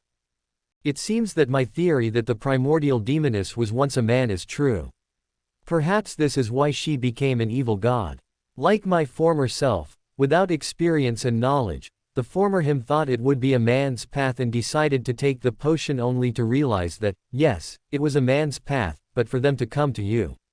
Unable to help himself, Klein joked a little to alleviate the bad feeling that reading this caused him. This was the first name of a true god he learned, something Klein wasn't sure whether he should be happy about or not. After all, names have power. By knowing her name she won't know of my existence and curse me like that, will she? Since Russell went far with his life, I doubt that's the case. How lucky. Of course, perhaps knowing the name wasn't dangerous, saying it certainly would be. Sighing inwardly, he continued reading, noticing that although both entries were on the same page, the dates were different. A copying error, no doubt. The 11th of February. Today, I found out about a secret of the Sauron family. Ha ha ha. I'm going to die from laughter. Ha ha ha. So it turns out that the hunter pathway that they possess will change gender at sequence 4. Men wouldn't change, but women will change into men. It's no wonder that none of the high sequence beyonders of the Sauron family that I'm aware of are female. The iron-blooded knight is indeed a true man. Hunter pathway. That was one of the pathways Joa offered Miss Justice. The wretch wasn't lying when he said she would become a man if she chose it, but that would only be in sequence 4 iron-blooded knight. Isn't that unfair to those who chose the assassin's path? For them, their gender change is in sequence 7 while for the hunters it is in sequence 4. If a woman takes the hunter potion without knowing about the gender change, she wouldn't have to fall into despair. Most of the paths are interchangeable in sequence 4, so all she would have to do to avoid the change is to jump to the path adjacent to hunter. Internally shaking his head at the injustice of the world, he turned to the last page handed to him by the hanged man. 48 Enruar. Foxes, madness to bite super. Klein looked at the nonsense in his hands with expressionless eyes. It was no surprise that this kind of page came from the Hanged Man, however stereotypical it may be. First fake page I've come across. Well, Mr. Hanged Man attended a pirate gathering, so he must have gotten these pages there. He doesn't have the guts to fake one, so it must have been from whoever bought it. If I were an evil god, I would punish him for a mistake like this, even if it's not his fault and he can't even read what he bought, but luckily for him I am a benevolent god who will say nothing about it. Poking around a bit, the pages in his hands disappeared like an illusion. Smiling at the lucky man, he said calmly, "Is there anything you want in exchange for this, or do you want to accumulate contribution points?" "I don't have any questions right now, Mr. Fool," the pirate said respectfully. What he had to say was better to wait for free time instead of now, and he didn't think missing the opportunity to accumulate contribution points was worth it either. The mysterious figure of the fool only nodded without saying anything else. After Chariot said the same thing, the trading time began. That said, Alger immediately focused on Miss Magician. "I managed to get the crystallized blood of the Lavos squid, 720 pounds. It's an object that easily loses its special qualities if exposed to sunlight, so don't open the container until you're about to use it." Quickly giving his advice, the man turned his attention to the woman before him. "I got the spinal fluid from the Farsman rabbits, but the price went up quite a bit. Instead of the 500 discussed, it will be 800 pounds. "No problem." Although she was scared for a moment, Audrey calmed down once she heard the price.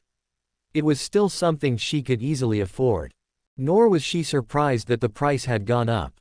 According to what she knew thanks to the Tarot Club, the materials of the spectator pathway were jealously guarded by the psychology alchemists, so it was normal for the price to increase so much. "I wish I had 300 pounds as an emergency fund. At the current conversion rate that's 900 sasam."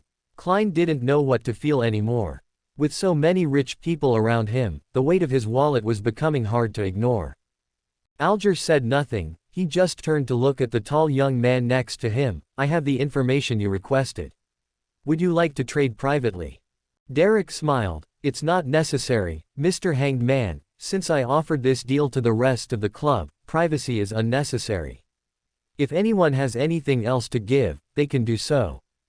Since what I asked for is something that will inevitably have repeated information, everyone who gives something will receive the list." This immediately enlightened Audrey, whose corners of her lips rose slightly.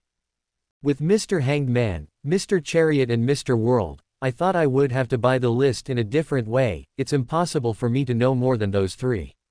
But Mr. Sun said it doesn't matter if the information is repeated. What luck. She may be rich, but that didn't mean she didn't know how to handle her money.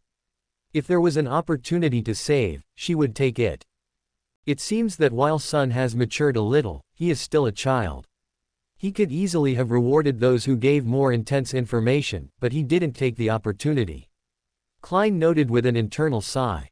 "A step is a step. Maturity is a gradual process. A seed is not instantly a tree once it comes out of the ground." Adrian looked at Sun and rolled his shoulders slightly. As Mr. Overthinker neither spoke nor looked at him, his artifact had not yet been found. It wasn't long before Justice, World, Hanged Man and Chariot gave their share of the requested information. Sun greeted them with a smile, but his eyes were inevitably drawn to the only one who had not given anything. A little curiosity in them, but minding his manners, he did not ask about it. Furs pressed her lips together and glanced out of the corner of her eye at the redhead at the end of the table. "I know it was your order, but it's a bit embarrassing not to have given anything." Adrian, getting an idea of what was going through the writer's mind, smiled knowingly, a smile that quickly became mischievous once he saw how the Hanged Man and Justice turned to look at her for a moment. Why didn't she give anything? It's not because she knows nothing about what Mr. Sun asked for, much less because she already knows what materials the City of Silver has. There must be an ulterior motive. Could it be that she has another way of obtaining the list that Sun will give? The simplest method is to give the information now. Why complicate things? Alger failed to understand the reason for such a move. No matter how much he thought about it, it didn't make sense. Justice also noticed this and showed no reaction, only narrowing her crystal clear eyes very slightly at the woman beside her. Miss Magician is quite curious. What kind of secrets does she have? You're a devil, you know that, don't you? Klein looked straight at his soul brother, quickly seeing what he was doing.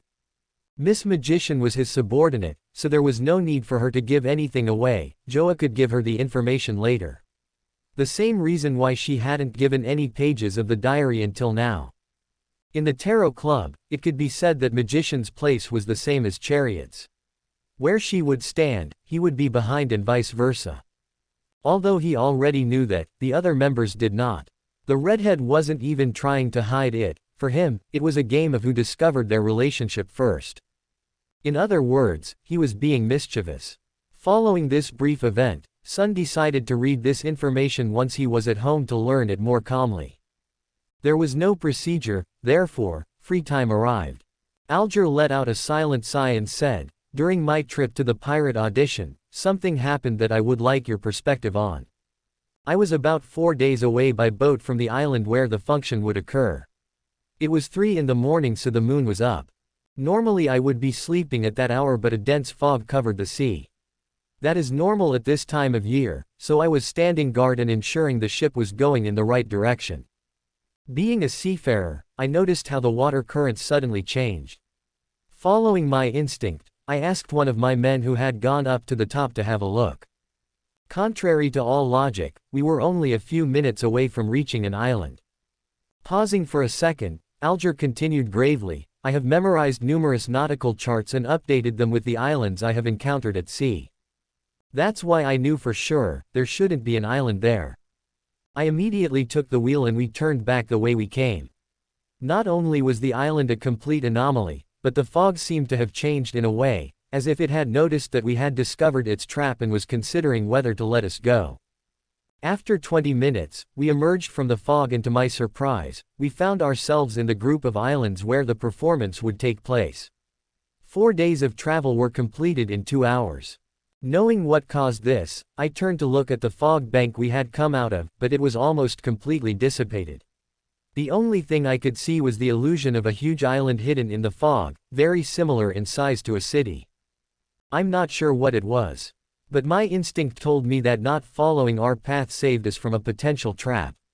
Alger finished with a sigh. Quote. For a few moments, the moldy bronze table was silent, and everyone was processing the pirate's story. An island hidden in the mist whose only way to find it is for it to find you. It is elusive and fast, with unknown dangers in its waters. This is perfect for a horror story. Although she felt a cold sweat rise on her back, Furs also saw the first steps to a new story. Audrey placed her hand on her chest, feeling her heart beat faster. "You know what, Mr. Hanged Man? You have a talent for telling horror stories. Maybe you should have followed that." Adrian's praise was honest. If Sequence 5 of the Sailor Pathway were called Ocean Historian and not Ocean Songster, maybe people's ears wouldn't bleed as much. Although I wouldn't know if his singing was worse than the rapper. Leaving that aside, Adrian rested his chin against his palm. "Are you looking for answers or are you just telling a story?" Alger looked at the redhead and nodded. "I'm still on the island of the function, so yes, an extra opinion could help. Specifically one of mine or that of our great Mr. Fool, no." Adrian blinked boredly and closed his eyes.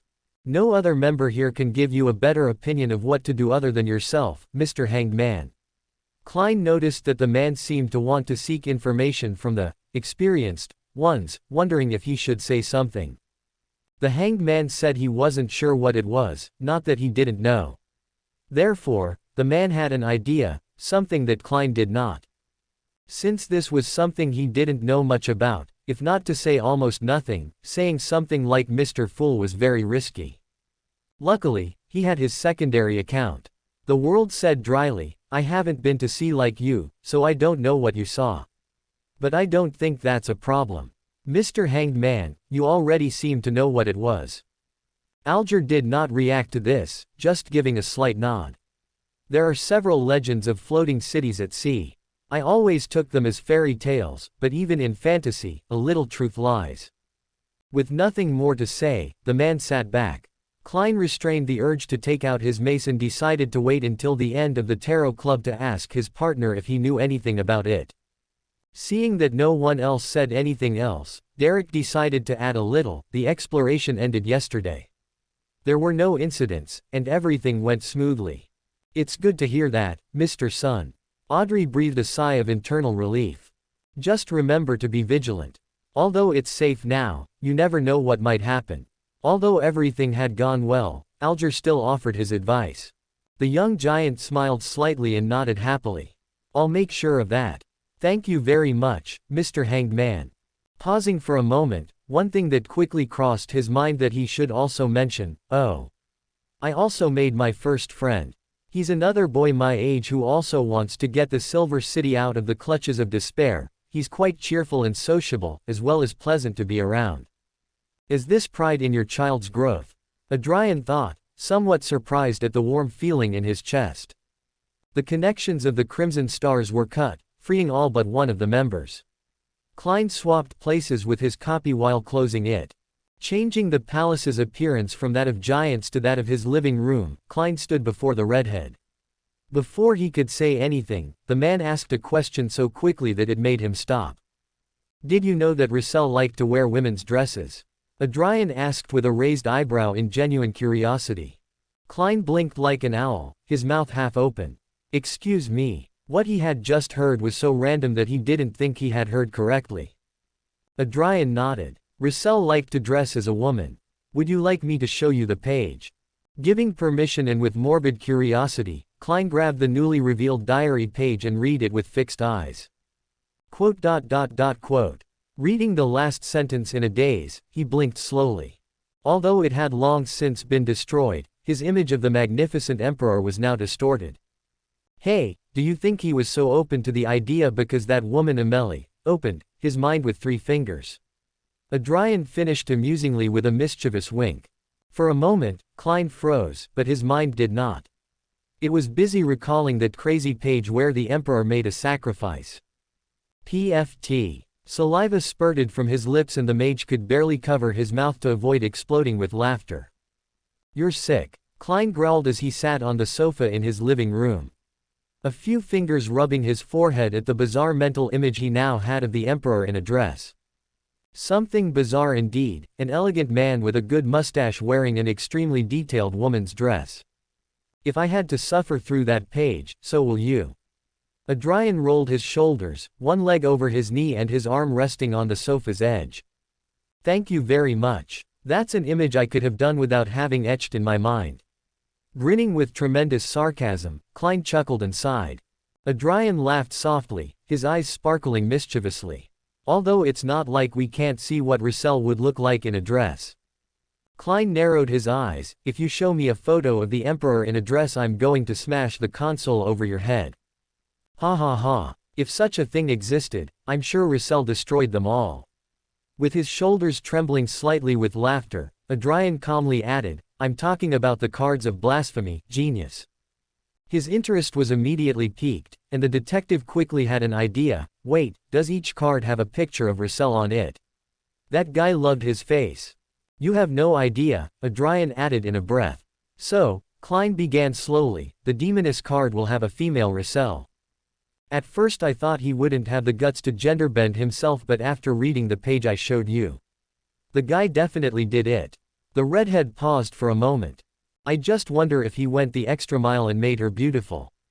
Considering his ego, maybe that's the safest bet. A beautiful woman who is actually Russell, Klein muttered a little. The mental image changed from a man to an elegant woman, and the dress that had looked strange before now really suited her.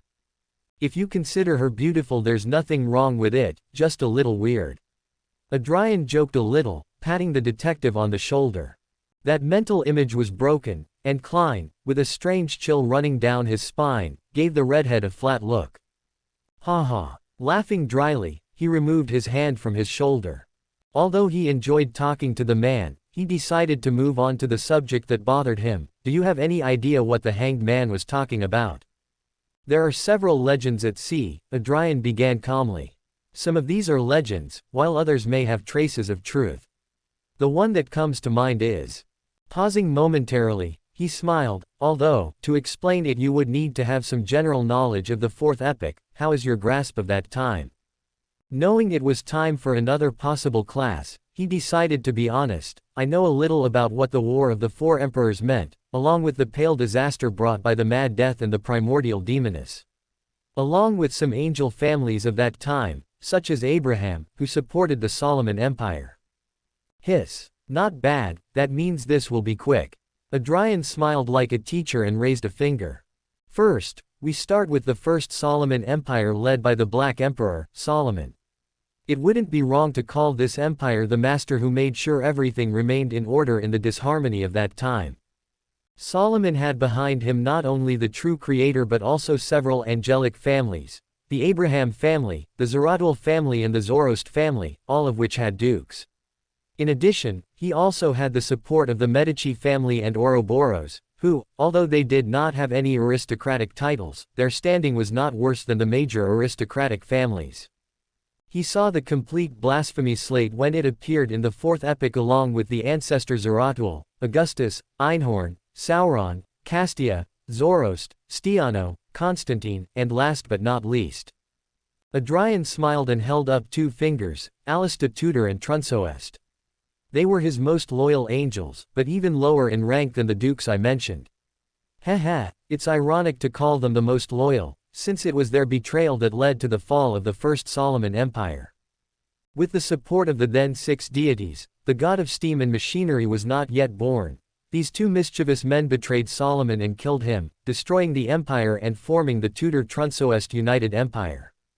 Clearly with the fall of Solomon, the characteristics of Sequence 1 were released again, both being angels of the same pathway. They grabbed them and advanced to Sequence 1. I don't know why they did it instead of one of them advancing to Sequence 0, but my theory is that it was because of the six gods who didn't want a new Black Emperor so soon after the fall of the previous one. They still needed time to take their profits after all. Adrian laughed darkly before shaking his head and continuing. This united empire didn't last long. Using the qualities of the Black Emperor, Solomon was about to be resurrected, and with it the law of convergence would tear away the characteristics of Sequence 1 from Tudor and Trunsoest, killing them. Trunsoest jumped to the path adjacent to Black Emperor with the support of the six gods and advanced to Sequence 0 Justiciar of the Arbiter pathway. Thus was born the Night Emperor. Tudor, with no other option and the support of a certain existence, and the god of deception, killed the ancestor of the Medici family, Sauron and Einhorn.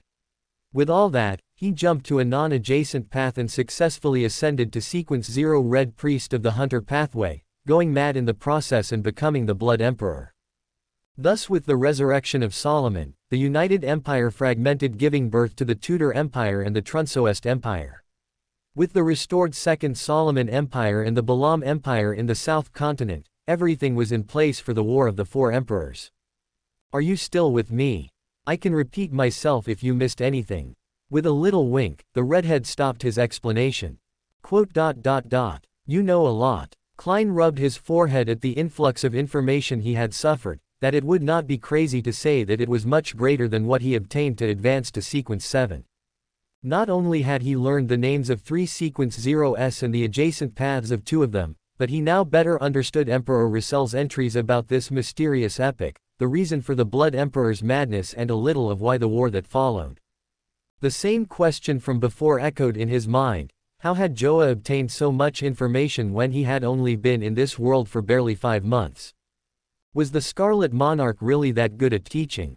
Knowing he wouldn't get an answer if he asked, he just lowered his hand and nodded to the man. Continue. Such valuable information was not something that came along that often. He had to take every opportunity to take everything he could. It's okay to be hungry once in a while. Klein murmured to himself with a slight sigh. Smiling at the man, Adrian closed his eyes and spoke: "As I'm sure you know, the Black Emperor, Blood Emperor, and Night Emperor fell here, with death reaping the greatest benefits. This is where we get to the good stuff. There is a legend at sea related to the Night Emperor. The mysterious and ghostly Spectre Empire. Legend has it that the Trunsoest Empire constructed an immense ship, equivalent in size to a city, and loaded it with all their treasures. However, the ship mysteriously disappeared, leaving only whispers of its existence. Even today, tales persist of a colossal vessel silently gliding through the fog on Sonia Sea nights. Known as the Spectre Empire, it remains a spectral apparition haunting the waters. Klein's eyes widened. So what the hanged man saw wasn't an island but a giant ship. Full of treasure. Is the treasure part the only thing you heard? Are your pockets that empty? Adrian looked at the detective with a flat face and scratched his hair with a slightly furrowed brow. And whether or not it's the Spectre Empire, I have no idea. It's one possibility, but it could be something else entirely, I don't know. Being a conspirator, always on the lookout for information, he related it to what he already had every time he obtained something new. Everything the hanged man said pointed to that, but the redhead wasn't sure. This was something that was eluding him. Receiving the blow to his wallet, his greatest weak point, made Klein wince. Not all of us are crazy enough to steal money from gangs and hunt admirals on land. Restraining his complaint, he controlled his expression to calm down and sighed a little. You don't think the hanged man is going to go for it, do you? Klein asked. He couldn't help thinking about this, and although he doubted that the man would do it, it wasn't a bad idea to ask someone else for a different opinion. That old fox. Huh. He's no idiot, Adrian laughed mockingly. With his current level he knows full well that he has no chance of dealing with whatever is inside, and it's not like he can go looking for it either. Because of the legends and his experience, it only manifests itself in random banks of fog, so it's very difficult for him to find it again. That's good. Klein breathed a sigh of relief. With the calm atmosphere that fell over this room, he finally decided to clear up a doubt in his mind. Joa, what is your pathway? Isn't it obvious? The hunter pathway, Adrian winked mischievously. Somehow, that path suits you. Murmuring to himself, he asked another question. Do you know which paths are adjacent to the hunter? Immediately a chill ran down his spine and Klein felt his bully instinct kick in. Realizing his mistake, he noticed nervously how the scarlet eyes had taken on a strange glow. Tilting his head slightly to one side, letting his red hair fall, Adrian said calmly, the assassin pathway. Why the curiosity? Oh, don't tell me that. Dragging his tongue a little, he laughed. Little Joe is interested in seeing a Miss Chariot. Quote. Klein rubbed his hands on his trousers to clean off the dirt that had washed over him because the idea was actually quite curious. Looking sternly at the man, he repeated to himself that he was a man. Klein growled, don't do that again, I like women. Adrian raised his hands in defense, but even so pointed out the obvious, at that point I would be a woman. You know what I mean. Klein quickly cut the man off, a slight blush covering his cheeks. Well, let me tell you, if you've seen a real witch. Believe me when I tell you, you'd never know he was ever a man. Klein clicked his tongue in offense. Until I see one I won't believe it, Joa. Even though knowing she was once a man wasn't enough to stop Russell from tasting that fruit, it doesn't mean anything considering who he is. He would repeat it as many times as necessary. Knowing she was once a man would be too much for his soldier. For a few seconds, there was silence in the gray fog. You never met a witch? Adrian asked slowly, his voice with a hint of curiosity. Klein nodded. Never. There were too many problems in my situation, so all my attention was on dealing with the true creator's child. That means Klein never met Trissa, just as he never dealt with Madame Sharon. So Kensley is still alive as Madame Sharon. How annoying. The redhead did not show on the outside how troubled his mind was now. Sighing a little as not speaking could draw Klein's attention, the redhead nodded. I understand. Adrian did not comment on the subject, he just looked calmly at the dull TV on the wall in the living room. After thinking momentarily, he smiled at Klein. Is there anything you want to know about when you were not on Earth? Pausing for a moment, Klein frowned slightly and considered it deeply.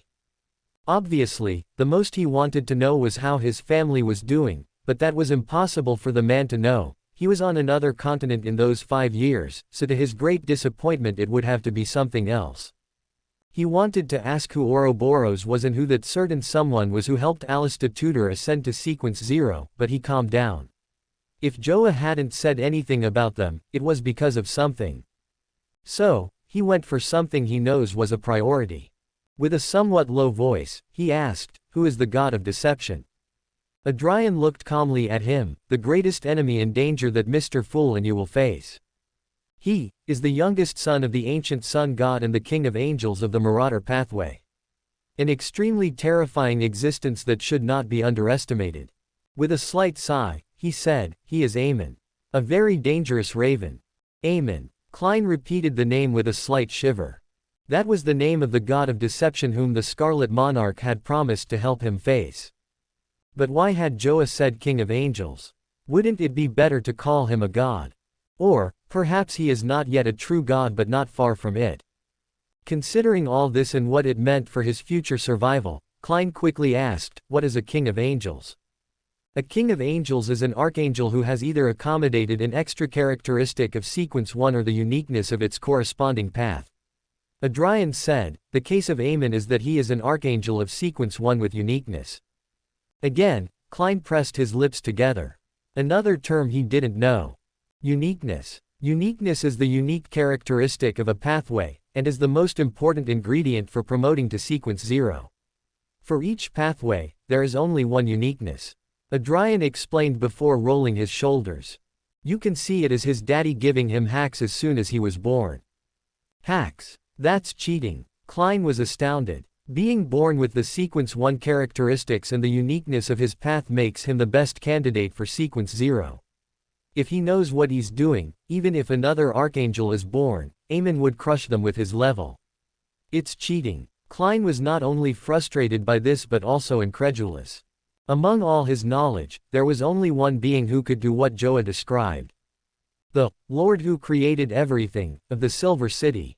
But to be able to discard a uniqueness together with a sequence 1 characteristic like that, what level was he at? Also, another name for that Lord was Ancient Sun God. Knowing how valuable the information he had just obtained was, Klein knew that he had nothing to pay the man back at the moment. This information could even be considered invaluable. But he gave it to me as if nothing. Klein looked attentively at the man before him. Even if they came from the same place, this kindness was going. Don't overthink it, Adrian said suddenly and calmly. I wasn't thinking anything, Klein replied, showing no reaction other than a raised eyebrow. As if he didn't know what the man was talking about. The redhead laughed softly at that. You'd make a good faceless, no doubt about it. But I repeat, don't overthink what I do. If you really can't understand that I only do this because I care about you, then why don't I give you a reason?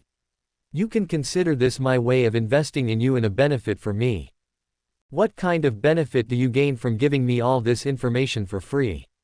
Klein asked with genuine curiosity. It's not exactly free, Adrian said mysteriously. We both know that free things are the most expensive. Fate already set their price a long time ago, one that we will have to pay sooner or later. Pausing for a few seconds to set the mood, he finished playfully. Luckily for you, though. My prices are quite cheap. I'm preparing my ritual to ascend to sequence 4 and one of the requirements is to make my friends stronger. Klein blinked, lost, not knowing if the man was being honest or joking again. But considering his personality, it was probably a combination of the two. So all this is to prepare your ritual to ascend to demigod. Feeling a weight lift from his shoulders, Klein just smiled and laughed amusedly. In that case, I'll make sure I make myself as strong as possible. Please. The stronger you are, the better my ritual will be. Adrian smiled back and nodded. Do you have another question? Or is that it? After giving it some thought, Klein gave a slight nod. I never got to see the next movie after Avengers Infinity War, so I never knew how it ended. The Avengers won like every superhero movie, but I'd like to know how. Oh boy, Adrian pursed his lips slightly. This was going to be awkward. Scratching his nose, he slowly nodded, okay. To understand what I'm about to explain, I must first tell you about another movie. Do you want the summary or a detailed explanation of Ant-Man and the Wasp? Klein sat alone on his sofa, his Earth brother having left a few moments ago. Right now, he was staring at the floor with a lost look. So, Tony dies, he muttered weakly. Utterly incredulous. Honestly, that was even more surprising than the fact that he now knew that the other guy was preparing to advance to Sequence 4. Joa said that he is now the conspirator of Sequence 6. So he still has to pass a sequence before advancing to demigod. Perhaps the Iron-Blooded Night ritual takes a long time to prepare, so he is just starting it now. Make your friends stronger. Is it something so simple? Although it sounded that way, Klein thought a little more deeply and found where the difficulty of the ritual would lie. Obviously, to be a Sequence 4 ritual, it won't just be one person. So for the Iron-Blooded Night ritual, you have to have several friends and make each one strong. Joa used the word friend, so he can't just treat them like servants, a deep relationship is necessary. Getting an idea of what the ritual might be, the detective just sighed a little and shook his head slightly. That guy seems to have his life sorted. I wish I had a god who spoiled me that much. Of course, I guess it can't be that good. In a way, I'm much freer than he is. Freedom or support, difficult decisions. The creator who created everything. It's quite fitting that the one who brought light to humanity was a sun god. Ancient sun god. He must have been extremely powerful to defeat all the monsters and mad gods of the time. Is that something even a normal Sequence 0 could do? Joa said that Aemon was his second son, so who was the first? Like the last class, Klein did not delve into the information Joa gave him. If Aemon was the king of angels of the Marauder pathway, then his brother couldn't be far behind. His fellow didn't even dare to name him, so he must be an extremely terrifying individual. The level of those existences is not something he wants to try to guess or deal with now. Luckily I have the support of a god to face Aemon. Although of course, the Scarlet Monarch's condition was not the best at the moment. Still, Klein felt that God could at least help him escape if he ever came to face him, although he now had some survival skills as a magician, for a king of angels that meant nothing. King of angels. Klein murmured slowly, his brow furrowing slightly. He couldn't help but think of the ancestor of the Antigonus family, the half-fool. Antigonus was considered someone who came close to becoming a true god but failed. Thus, his level must have been at least that of a king of angels. The mere implication of what that meant scared him deeply. At the top of Hornassus Mountain is a king of angels from his pathway who lost control. If before Klein didn't want to be within 10 kilometers of those mountains, now he didn't even want to know they existed. But would he be one with two Sequence 1 characteristics or one with uniqueness? Sighing again, Klein closed his eyes and, simulating the sensation of falling, returned to his body. He would have to return in 3 hours to complete the day's transactions between members, but until then, he would rest a little. The next day. Harvey Wayne office. 8 a.m. Sipping his coffee calmly, Adrian placed the documents of the mechanics and musicians artist that Vivian had brought him. Only now, they were much thinner. Yesterday, behind the Tarot Club, he had used his pigeons to check everyone on the list. To his surprise, none of them were Beyonders and none of them seemed to have any connection with them. After using the pigeons to shave a little of their hair when they weren't looking, he also confirmed through mirror divination that they had no connection with the Church of the God of Steam and Machinery. It seems that Vivian really wants to surprise me with her own efforts. Of course, considering what kind of church her grandfather is, it wouldn't be surprising if the divination was interfered with. Honestly, for the moment Adrian didn't care much if he caught the attention of the God of Steam and Machinery. Of all the orthodox gods, he was by far one of the least problematic. Evernight had tried to kidnap him and put him in her doll's house, Foggy Town. He didn't know why. Most likely, she had tried to get Hunter's Hallow, but he had no idea how she knew he had it. Maybe there was another reason, but he wasn't interested in finding out. His relationship with the annoying pigeon couldn't be worse. The Lord of Storms had tried to kill him several times. Of course it's not as if he hadn't asked for it, but what can he do? It was his problem for being short-tempered and so much fun to annoy. Seeing how Evernight had reacted to him, it was certain that the god of combat would be the same, and he had no idea what it would be like with Eternal Blazing Sun.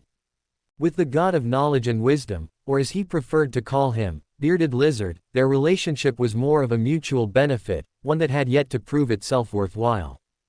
Adrian was most doubtful about Earth Mother, considering her relationship with Evernight.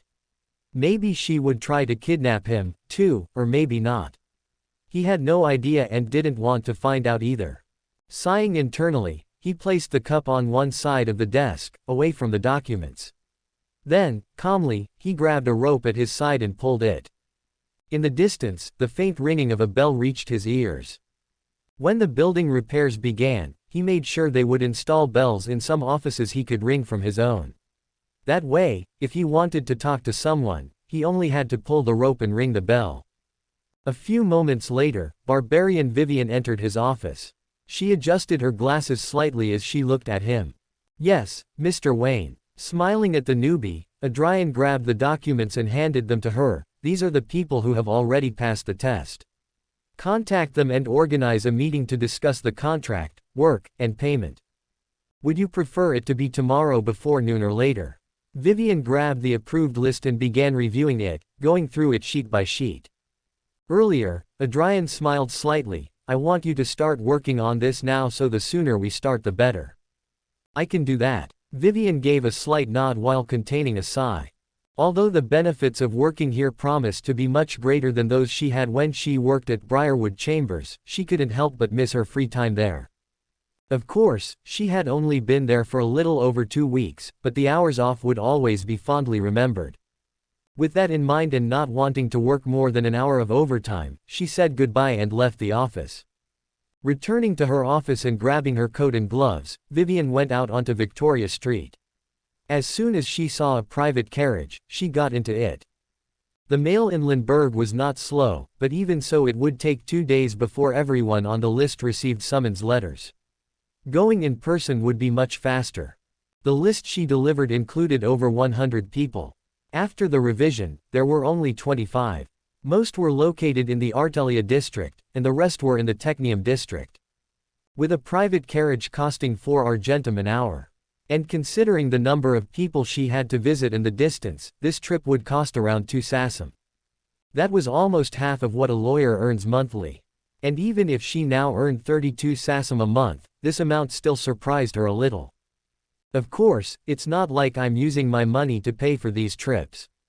It's all on the company, so I can spend as much as I want. Smiling sideways, she tapped the pocket where a wallet with a total of 100 sassum, the allowance she is given for work outside the company, was located. The Church of the God of Knowledge and Wisdom certainly paid a lot better than she thought if Harvey Wayne could throw away that much money without blinking an eye. That and not forgetting that his rank in the Wise Owls is not low. Leaning back in her seat a little more comfortably, Vivian looked out of the window at the passers-by. Today would be a long day, but at least she would spend most of it outside. Artelia District. Ermo Street. The fabulous gaudy circus of the masked ones.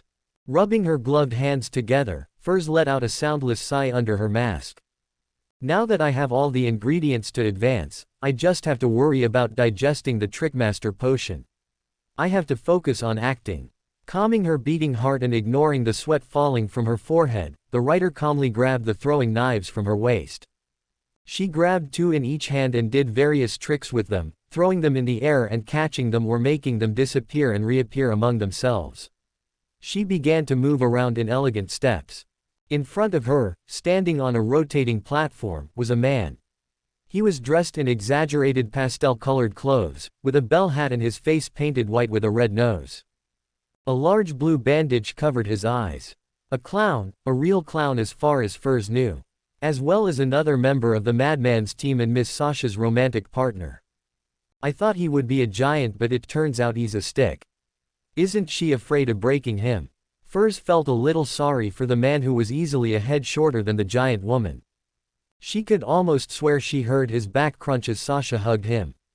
Well, if they love each other, it's not my problem. With that last thought, Furs held out her hands with the knives to the audience and shouted happily. Welcome everyone to another day of collaboration between the Delos Circus and the Masked Ones Circus. Like the last few days, my assistant will be the fun and agile Funky Wonky. In the middle of her announcement, she, accidentally, threw a pair of daggers at the man who dodged them, barely taking an exaggerated step to the side. The bell on his head jingled slowly. The audience was quick to applaud and laugh at such a crazy move. Oh, sorry. Butterfingers, laughing with fake sorrow, she grabbed another pair of knives and held them up. As you can see, our friend has great senses. But this isn't really fun, why don't we make it more exciting? With those words, she gave an elegant curtsy and a fog began to cover the stage except for the platform. Within 20 seconds, nothing could be seen outside the platform. There were several exclamations from various children and even some adults in the audience. Fush! Fush! Fush! Multiple knives were quickly thrown from various places in the thick fog. Nathan took a small breath and let his danger premonition guide him. Bending slightly, he did an exaggerated backflip, with his arms outstretched and several knives passed harmlessly beneath him. Hugging his own body, he twisted on his axis and dodged another wave of knives that passed by his side. Finally, he landed straight, with his arms raised and the bells on his hat tinkling. Not even one knife grazed him, even though they came close, he was completely unharmed. Snap! A blinding light covered the scenery, making everyone close their eyes for the sudden light. When they opened their eyes again after a few seconds, they saw that the platform had stopped spinning and was now occupied by 2 people. The fog had disappeared entirely, and only Miss All Tricks and Funky Wonky remained, bowing exaggeratedly to the audience.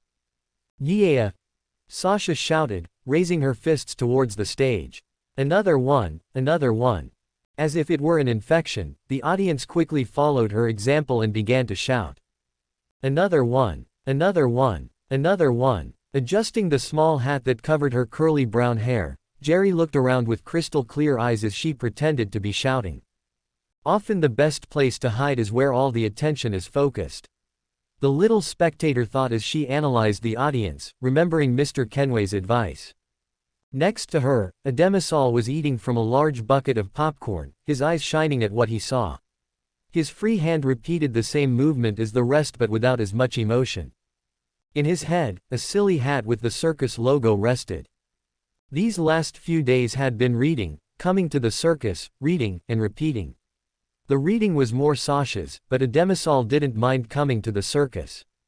He didn't say much but there was no doubt that he enjoyed it, by the way his eyes opened in amazement or trembled with excitement at the tricks of the clowns or the cards. As she thought this, her crystal clear eyes stopped at a specific point, where a man looked at what was happening, uncomfortable. Although he was trying to hide it, he looked occasionally from one side to the other, always attentive to the exits just as he looked behind him every time someone brushed past him. Compared to the rest of the dozens of people present, to Jerry, he stood out like a splinter in his nail. The corners of her lips rose slightly. Calmly, she tapped her small bronze laurel and pointed it slightly at the man. The spotless surface reflected a figure, a blonde woman with cold eyes wearing black robes. Sharon's blue eyes reflected the figure of that man. It was a new day and as usual, Adrian was having a cup of coffee in his office while Flora was sitting at her desk, reading a yellow-covered book. The office door was knocked on and a few moments later Eleanor took a few steps into the office. He took a quick look between his boss and his guard and, not noticing anything strange, he let out a slight sigh of relief. Adrian raised an eyebrow at this and Flora looked up for a moment. Pressing his lips a little at this carelessness, Eleanor gave a slight nod and said, "Mr. Wayne, a man named Ottomar came to see you. Shall I let him in?" "Yes, show him in. I was expecting him. Also, tell Miss Vivian to come here and bring the box," Adrian replied calmly, closing his eyes as he put down his cup. Hearing who he had to go to made a slight grimace appear on the face of the well-groomed man, but it only lasted a second. "Of course. I'll go get her." Nodding, Eleanor left the office and searched for the woman who never said his name correctly. The barbarian arrived quite quickly, with her office so close it was natural, she was carrying several documents in her arms. Vivian adjusted her glasses and checked the documents in her hands for the 5th time as her boss got up from his seat. "Is everything ready?" Yes, I've already checked everything 15 times. The woman grunted as she placed the documents on her boss's desk. "I just need his signature." Hearing 2 pairs of feet climbing the stairs along with the voice of Eleanor and an unknown man, the corners of the black-eyed man's lips rose a little. "Excellent." A few moments later, a slightly older man entered the office accompanied by Eleanor who quickly left the room. Smiling elegantly at his new slave, Adrian laughed a little. "Thank you very much for coming at such short notice. I hope it wasn't too much trouble for you, Mr. Ottomar." "Don't worry, Mr. Wayne. Work has been slow lately, I can afford some time off. I know. I was watching you. Smiling a little more, Adrian held his hand before him and said, still, thank you for coming so soon. Like I said, it's no problem, the man smiled and shook his hand firmly, Ottomar von Arden. A pleasure. Harvey Wayne. The pleasure is mine, Mr. Ottomar. The man laughed a little, please, call me Otto. You're missing the mechanical tentacles. Laughing back, Adrian nodded amusedly, whatever you say, Mr. Otto. The dark-haired man took a closer look at the man who would bring 2D back from the dead and was satisfied with what he saw.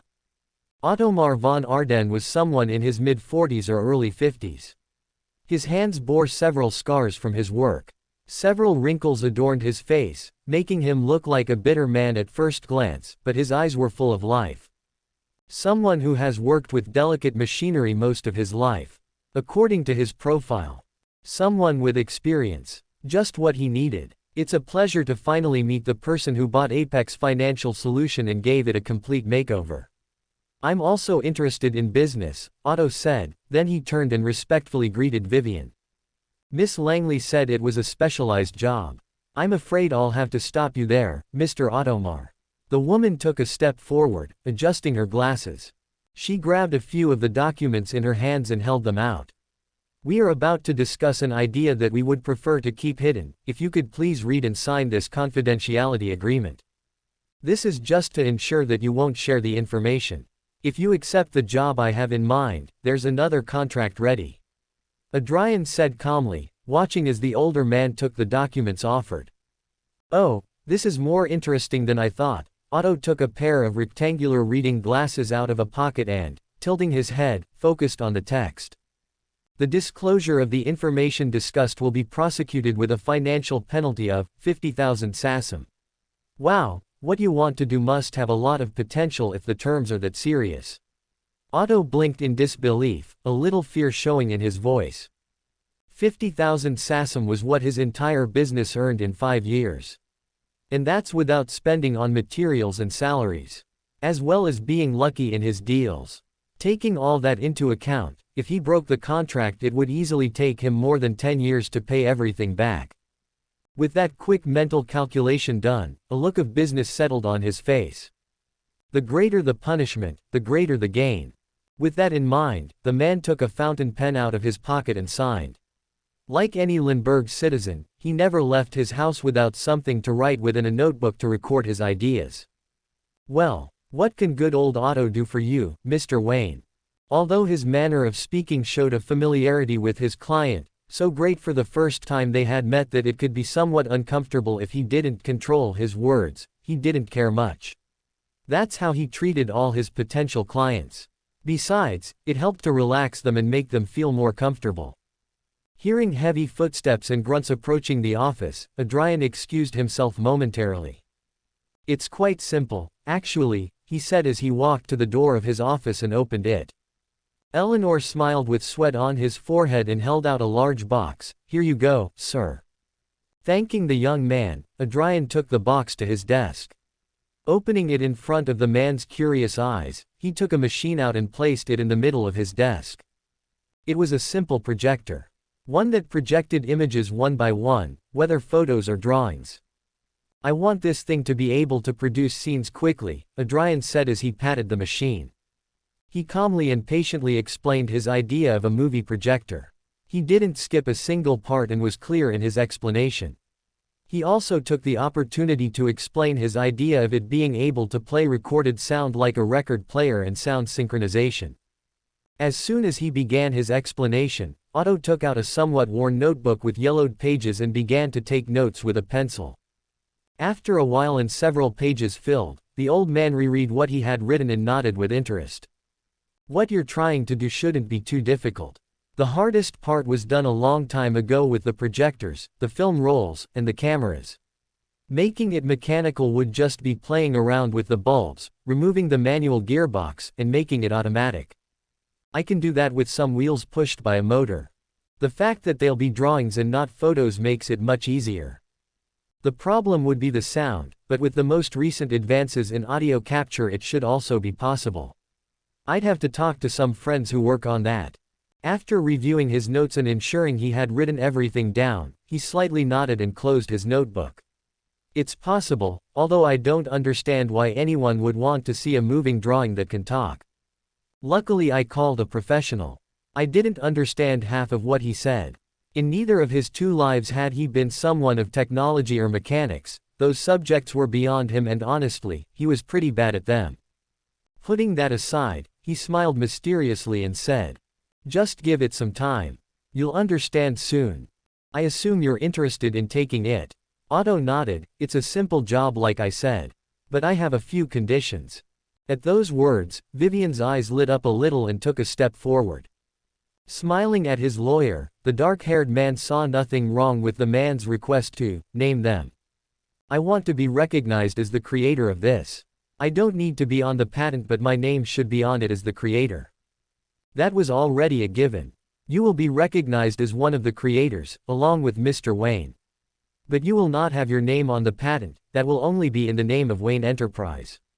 Vivian spoke like any legal supervisor, calm and to the point. "That's fine with me. I wouldn't have been able to get much out of it even if I had a share of the patent." Otto saw no problem with this, it was logical. Compared to a firm like this one that could extract all the juice from it, he wouldn't know where to start or what to use it for. The last would be VIP tickets to see what they'll be used for. While I still think it's a strange idea with not much potential, I can't deny that I'm quite curious about the final product. Vivian didn't speak this time, she looked at Adrian out of the corner of her eye. Seeing that it was his turn, Adrian shrugged without much interest. "We won't miss those places. How many tickets do you want?" "4. I have 2 children who might be interested and my wife has been asking me for a few weeks to take her to see something interesting." Talking about his family made his eyes visibly warm. Adrian laughed a little and saw no problem with it. "Okay, I'll make sure they're good places then. Miss Vivian, did you manage to write everything down? I have a few things to add to the contract, Mr. Wayne. If you give me a few minutes, I'll return with the updated contract with the conditions discussed." Nodding in agreement, he raised an eyebrow at the man. "Wouldn't you like to have your own lawyer present for this? I have experience dealing with requests like this. I already know how they operate." Ottomar excused himself with a slight shake of the head. A little regret shone in his eyes. He had completely forgotten to ask about the payment he would receive. Asking now could ruin the good impression he had made, so he could only remain silent. "You can't afford to pay for one, can you?" Noticing the problem, the young man did not point it out but asked his lawyer to get the new contract. He didn't have to feel bad, although one could say he was taking advantage of someone vulnerable. Adrian didn't see it that way. After all, to ensure everything went well and the work was done properly, he converted a few £1,000s from his savings. 20 minutes passed before Vivian returned with the revised contract, which she gave to Ottomar to read. When he saw the amount he would be paid for this job, the man paused, wiped his glasses with a handkerchief, and reread the contract.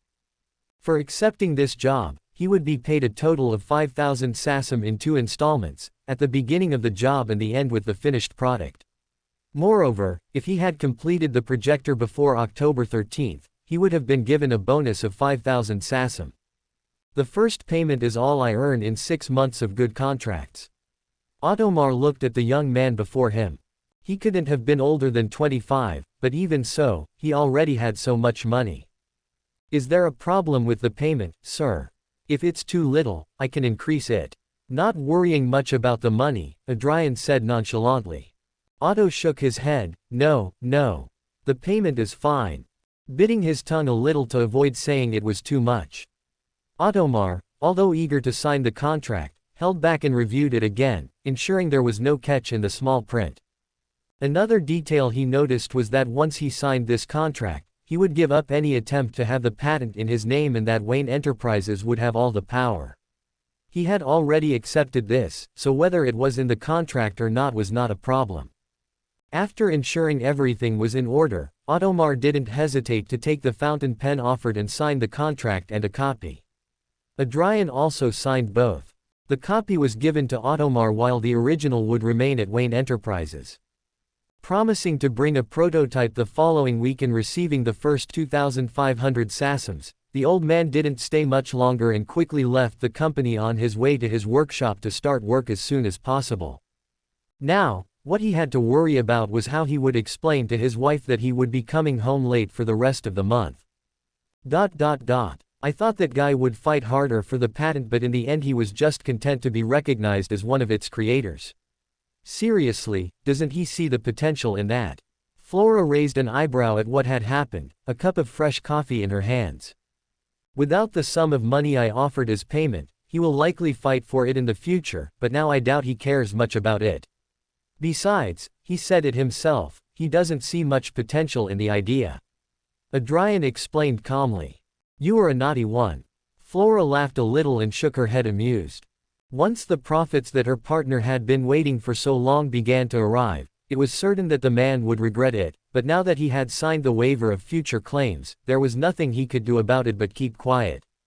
With an idea of the look on the mechanic's face, Flora asked casually, how's your team doing with the circus? Adrian's black eyes took on a certain gleam, like fried fish and rice. Delicious.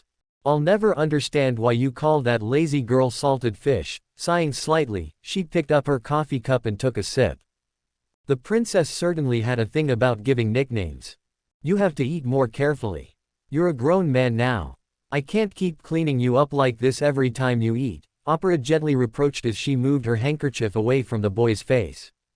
Sorry. Adamisal whispered sheepishly and bowed his head slightly. Sigh. At least you're improving a little, I don't have to use so many tissues anymore.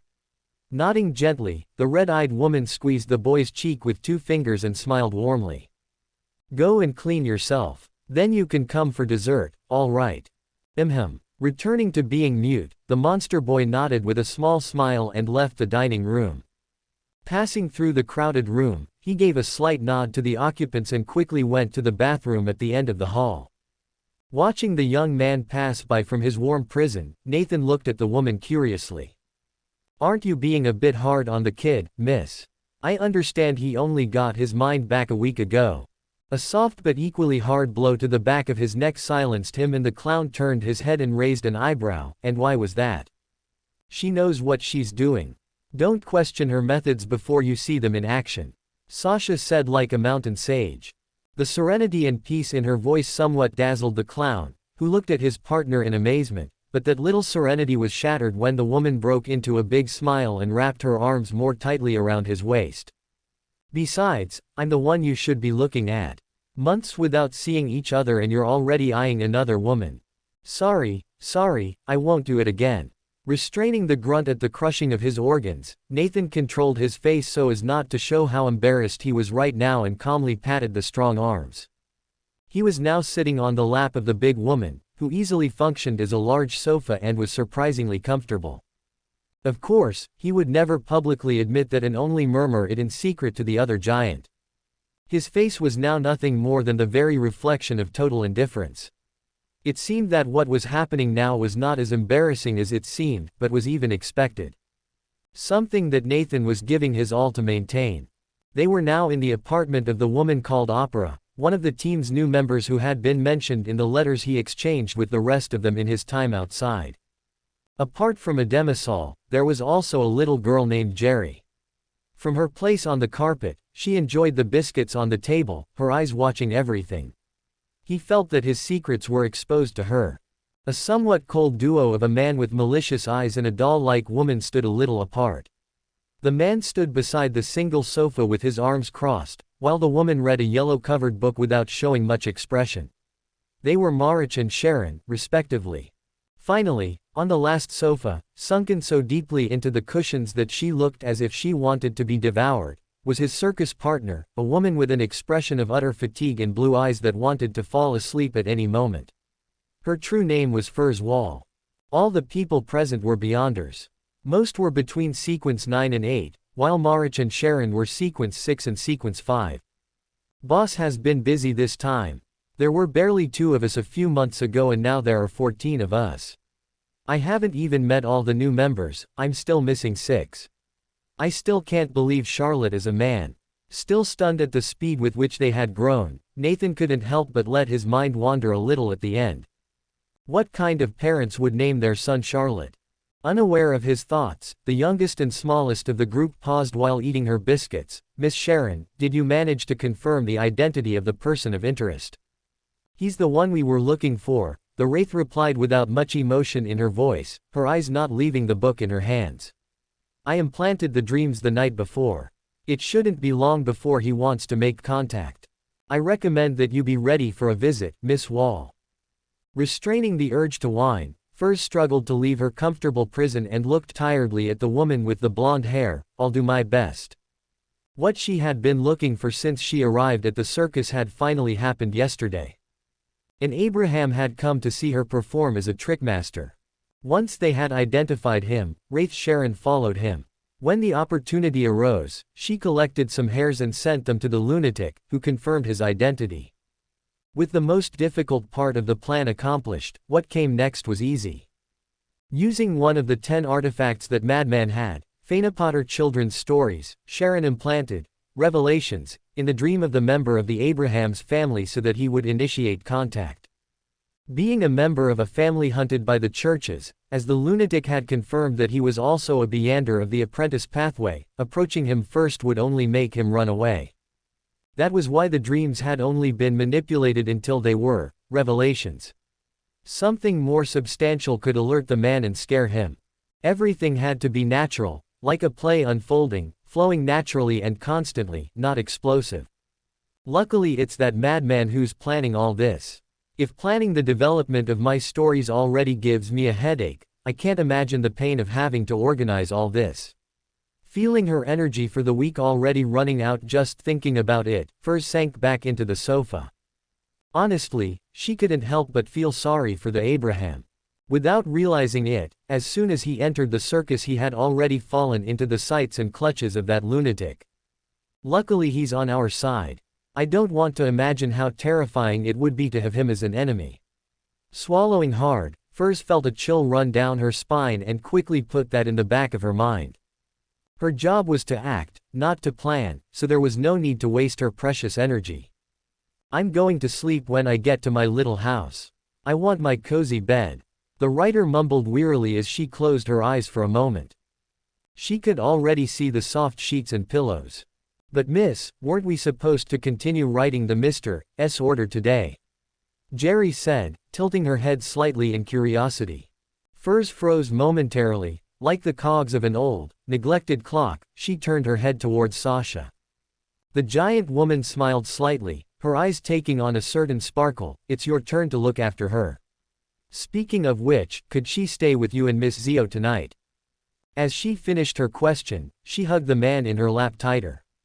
The expression of indifference on Nathan's face trembled for a moment. Understanding the message, Furs coughed slightly, trying to hide her sudden blush, and nodded. Oh, of course. I want to progress quite a bit, so it would be better if she stayed with me for a few days. Sasha smiled brightly. Thanks sis. Jerry blinked expressionlessly at this interaction, an eyebrow raised almost imperceptibly. Surely they knew that she understood what they were talking about. She had been raised in East Borough, so of course, she knew what Miss Sasha and Mr. Nathan would do once they had the house to themselves. She didn't have to be a spectator to know that. She just had to keep an eye on things and that was enough. Before she could do anything, a hand was placed on her shoulder and looking up, she saw Opera give her a slight head shake. Understanding the message, Jerry nodded and continued eating biscuits, pretending not to understand anything. Practicing a little temperance is never a bad thing, Sharon said out of the blue, looking at the duo on the sofa who paused a bit ashamed. Not wanting to say any more or wanting to delve further into the subject, she closed the book in her hands and placed it calmly on her lap. Looking at Furs, she spoke. For now things may calm down a bit, keep attending the circus and act as you have been doing this time. Any abnormality could scare him, so don't change anything in your performance. The writer listened carefully and nodded slowly.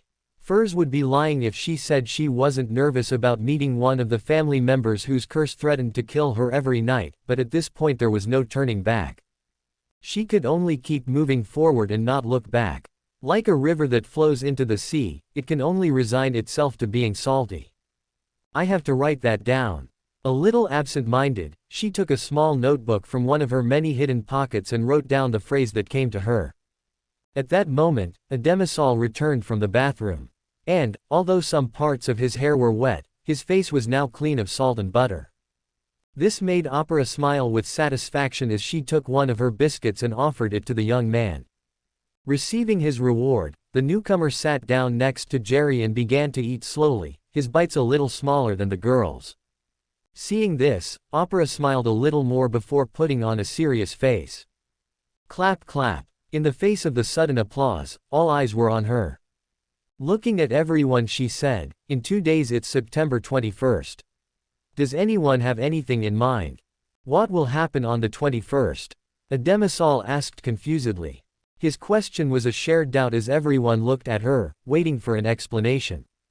Opera could only press her lips together in the face of this, but she wasn't too surprised. This was something she only learned by accident. When they were in Backland, she read about the profile created for her friend in the newspaper.